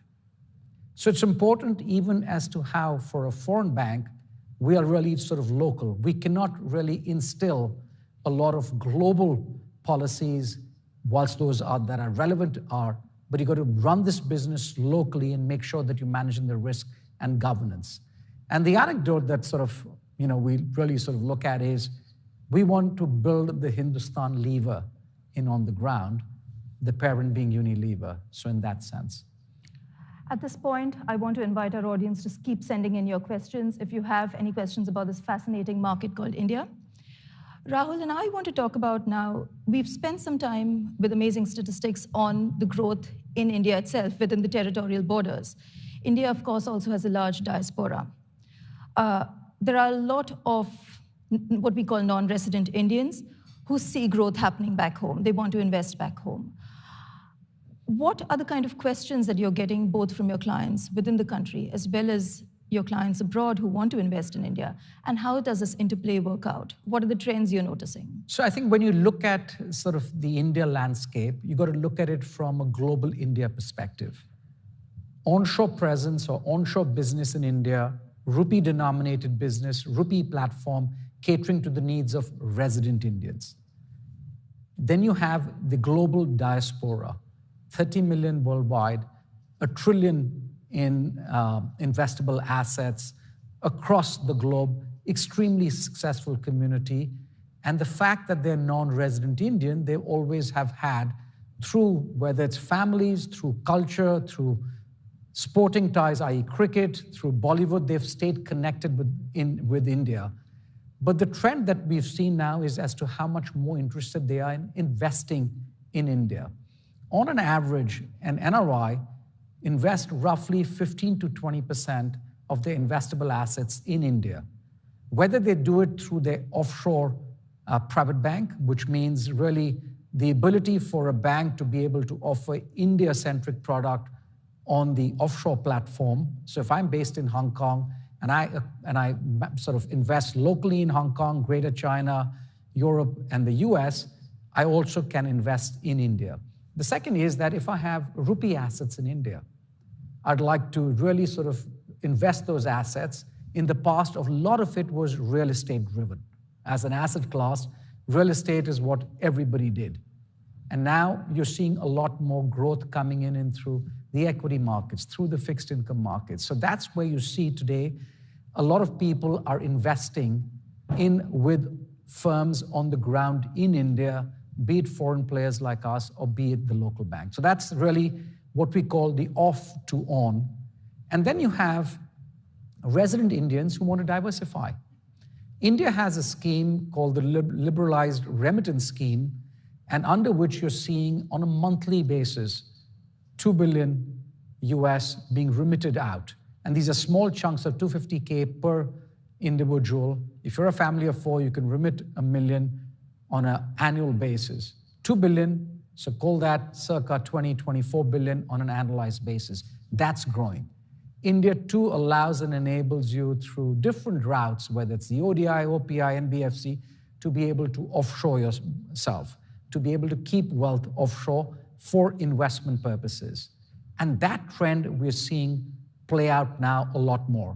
So the banks that are able to connect the two, that are able to seamlessly deliver to the client a more broader portfolio with India exposure, or for resident Indians to come in and invest offshore, that's what matters. I'll say one other thing, Jeanette. I moved to Dubai having spent 16 years in Singapore, and I can tell you, Dubai is really becoming the hub for the non-resident Indian community. UAE has a population circa 10 million, of which more than a third are people of Indian origin.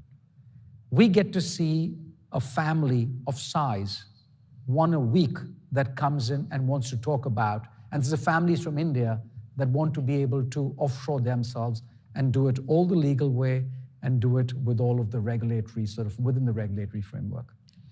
Rahul, you've spoken about the regulatory framework. You also touched upon the love for real estate investing that existed in India earlier. At this point, I want to get into the audience question, somebody who really read my mind. What are the common red flags to avoid when investing in India? So to me, I'll say the following. So first is really around the talent pool. People. As much as we say median age 29, 522 million people of sort of working age, the challenge that you have is getting people specifically in this industry who understand the space, who are trained. We are not looking for salespeople. We're looking for relationship managers who can advise clients on how to invest. We have a 132-year history as Julius Baer. So how do we really take that history, take that culture, take that understanding, and be able to sort of capsule that on the ground in India? How do we train our people? How do we get them to really understand what wealth management is all about? So that to me is extremely important. You're not there to come in and sell a product. You're out there to come and educate. So education, extremely, extremely important as far as India is concerned in the wealth management space. The second is that the government, the rules and the regulations are evolving at a very, very fast pace. As a bank or as an institution, you need to keep pace with those. So you need to be extremely, extremely careful in the way you start to build your platform and make sure that you are really sort of adhering to the do's and don'ts in that country. So you have to be mindful of these things. And the third, which I said earlier as well, is you got to stay the course. Foreign banks have had, unfortunately, this history of coming in and then saying, wow, this doesn't work, let's exit. It's going to take time, right? So it is really sort of the hockey stick that sort of takes time, but you've got to stay the long haul. So that's what my advice would be to folks who are looking to invest in India. It's not a quick ride, it's not an easy ride. And I would sort of say this as well, that in India, keep in mind that you get emerging market revenue with developed market cost. So be mindful of that. The ROA in doing business, or the return of asset on the AUM in doing this business in India, is roughly between 40 to 60 basis points, depending on which segment you're focusing on. And if you look at it anywhere in the offshore world, it ranges anywhere between 70 to 90 to 100 basis points. So be mindful of that. A very participative audience today, lots of questions. That one's interesting. Which verticals do you see with the highest upside potential in India? So I presume when you look at verticals, I don't know if it means which segment is it that we're looking at. Is it the high? Is it the ultra high? Or is it the affluent? The good news is that the growth that you're seeing is across all these segments. And I gave some statistics and numbers in it earlier. So it's easier to meet at this point in time where the opportunity is really in the high net worth and above. In the sort of mass affluent segment, and call that anywhere between 100K to $1 million US, emergence of many players, lots of them digitally sort of driven, enabled, and they're trying to do a lot of things, a lot of freebies. They're not solving right now for profitability. They want to gain that market share. So clearly, quite frankly, to me, it's across in that segment. If you define segment as professionals, business owners, C-suite, where's that opportunity in as far as that sort of segment is concerned? Quite frankly, it's across the board. Another sort of anecdote I'll give you is I was at our year ahead outlook event on markets that a lot of the private banks do, and I saw a very young crowd in over there, and I said, wow, it's really great to see that the patriarch or the first gen is passing on the baton now to the next gen. And I asked the team saying, great to see this happening. And they said, yes, whilst that's happening, what you're seeing in over here is the first gen. These are the people that have made this money. They are very interested in understanding. Their investment pattern behavior is very different from that of the patriarch because they want advice. So I know I've digressed a bit, but I wanted to address that from a segment perspective as well. In fact, I want to go back to that point because there was a question also about what is the significance of the population number? What is the significance of India overtaking China as the most populous country? Does this have any impact in terms of doing business in the country? Does this have any impact on how the world sees India? I think the world sees India a lot different today than what it did in the past. Just not because India has become the largest, most populous country, but the fact in terms of the growth that you're seeing, the GDP growth that you're seeing. As is forecasted, we are today the 5th largest, and by 2024, India's slated to be the 4th largest, overtaking Germany. Now, these are predictions. I don't know if that's going to come right or wrong, and it's supposed to be by 2050, the 2nd largest economy. So rather than looking at the predictions, I think what we got to see is you've got a lot good that's happening on the ground. You're seeing a lot of interest coming in from not only the foreign institutional investor, but from local investors. When the FII flows dried up last year because of what happened in 2022, all of that was filled in by the domestic investor.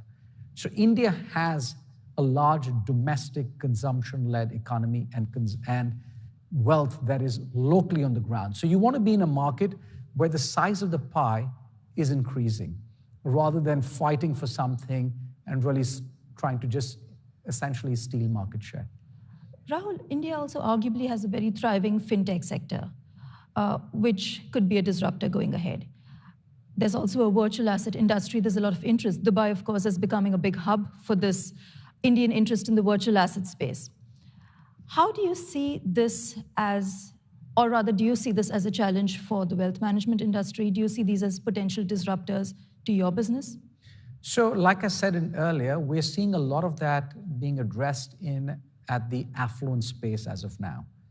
And as far as we're concerned, you want to make sure that you are running your business where you are really tech-enabled. You want to be able to have the best-in-class online platform, the best-in-class application. The people that you're dealing with want information instantly on the phone. They want to be able to really look at their portfolios. They want to be able to look at all of what you're suggesting in terms of ideas. Your intellect needs to be all available on the ground, on the phone over there. And then you couple that up with advice. Make execution seamless. That's where a lot of the friction takes place and on the ground in India. But advice, a lot of that, whilst happens through there, people, at least for the segment that is high net worth and above, is what prefers being able to speak to an individual advisor. We're running out of time, Rahul, so very quickly, what excites you the most about India and what keeps you awake at night? I make it at least 10 to 12 times a year to India. I was in India last week itself, in Mumbai. We had our offsite in a small town outside Mumbai called Lonavala. Just the excitement that you see on the ground. When you go over there, you get to see and meet with clients, and I always make sure that I meet with clients. Clients are hungry. Clients are growing. Clients want advice. The next generation clearly is looking at advice in and from you rather than simply saying, give me the first and the second product, so on and so forth, right?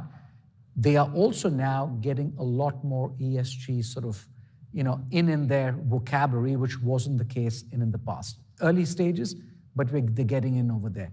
It is extremely exciting, which is why many people are keen to look to invest in India. That to me is the sort of biggest excitement that I see. What keeps me awake is really the execution risk. The execution risk is something that you can never, ever undermine on the ground in India.